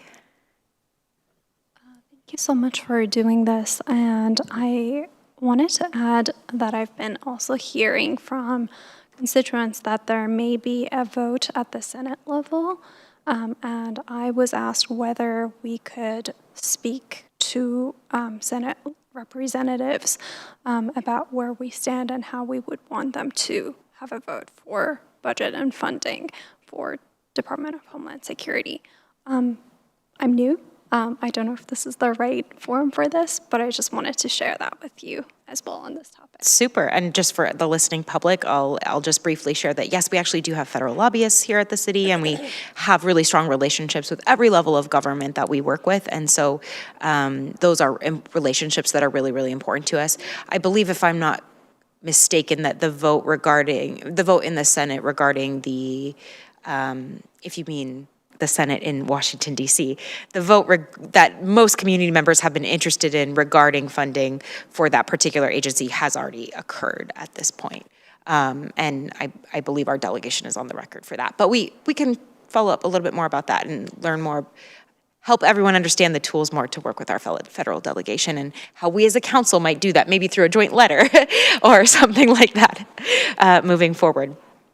Okay, so I'm hearing general direction toward yes, and quite a bit of coalescing around the need to communicate with our community. I am a co-sponsor on this and have been working a little bit with the council member on this. I will say, for me, one of the things that has already been most powerful in my communication with community members, and what I hope that we can bring forward into this, is not just the good work that we need to build on that the council has done over the last few generations, but also the good work that is already taking place here in the city of Redmond every single day. Redmond police are not cooperating with these federal enforcement actions that are currently going on. In fact, collaboration is so broken down from the federal government right now that often our teams are hearing about what is happening when they start to hear it reported from the public. So there is no cooperation going on, and there's tons of support, and the council's been involved in pieces of that along the way too. So I think it's helpful to affirm the good work that is also already happening all across the city. So in terms of timing, Councilmember Forsyth, I'm hearing you say that you'll continue to move forward on a draft, and we, council leadership, will work to, if this is okay with the council leadership will work to get a draft brought forward as soon as reasonably possible, and we can continue to explore opportunities for joint statements and the like. Are there comments on that? Yeah, Councilmember Kritzer. Might I just suggest, as also part of the development, I'm excited for our council retreat this weekend, and I hope we have time to discuss ideas around this topic and just to have some additional discussion and maybe some of the things that come out of that, because I think this could include not only kind of where we stand values-wise, but anything that we have in mind that we want to do proactively to support our community beyond what we're already doing. Absolutely. Okay. Well, thank you so much, council leadership. We will take that on. I have a couple things from council leadership perspective, and then this is our council talk time. It's our first one of the year, so please do feel free to speak up. Regarding the council retreat this weekend, thanks so much, everyone. We're looking forward to seeing you. Start time is 9 o'clock. We'll go from 9 to 4.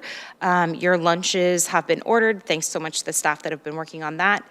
I received in the course of this meeting tonight your prep packet, so I will skim it briefly and then forward it to you tonight before I leave this building.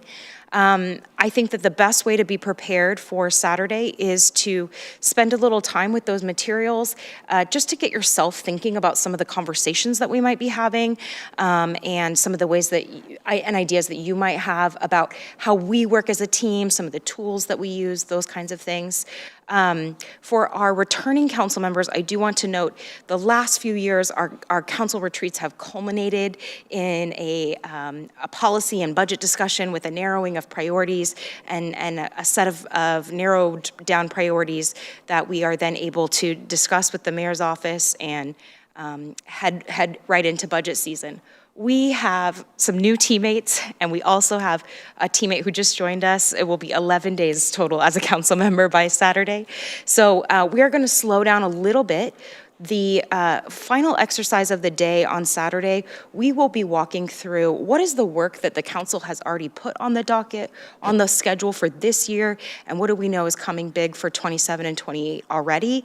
And we will begin to get curious about exactly what Councilmember Kritzer just mentioned. What are some of the other things that we might want to take on? What are some of the ways that we want to show up?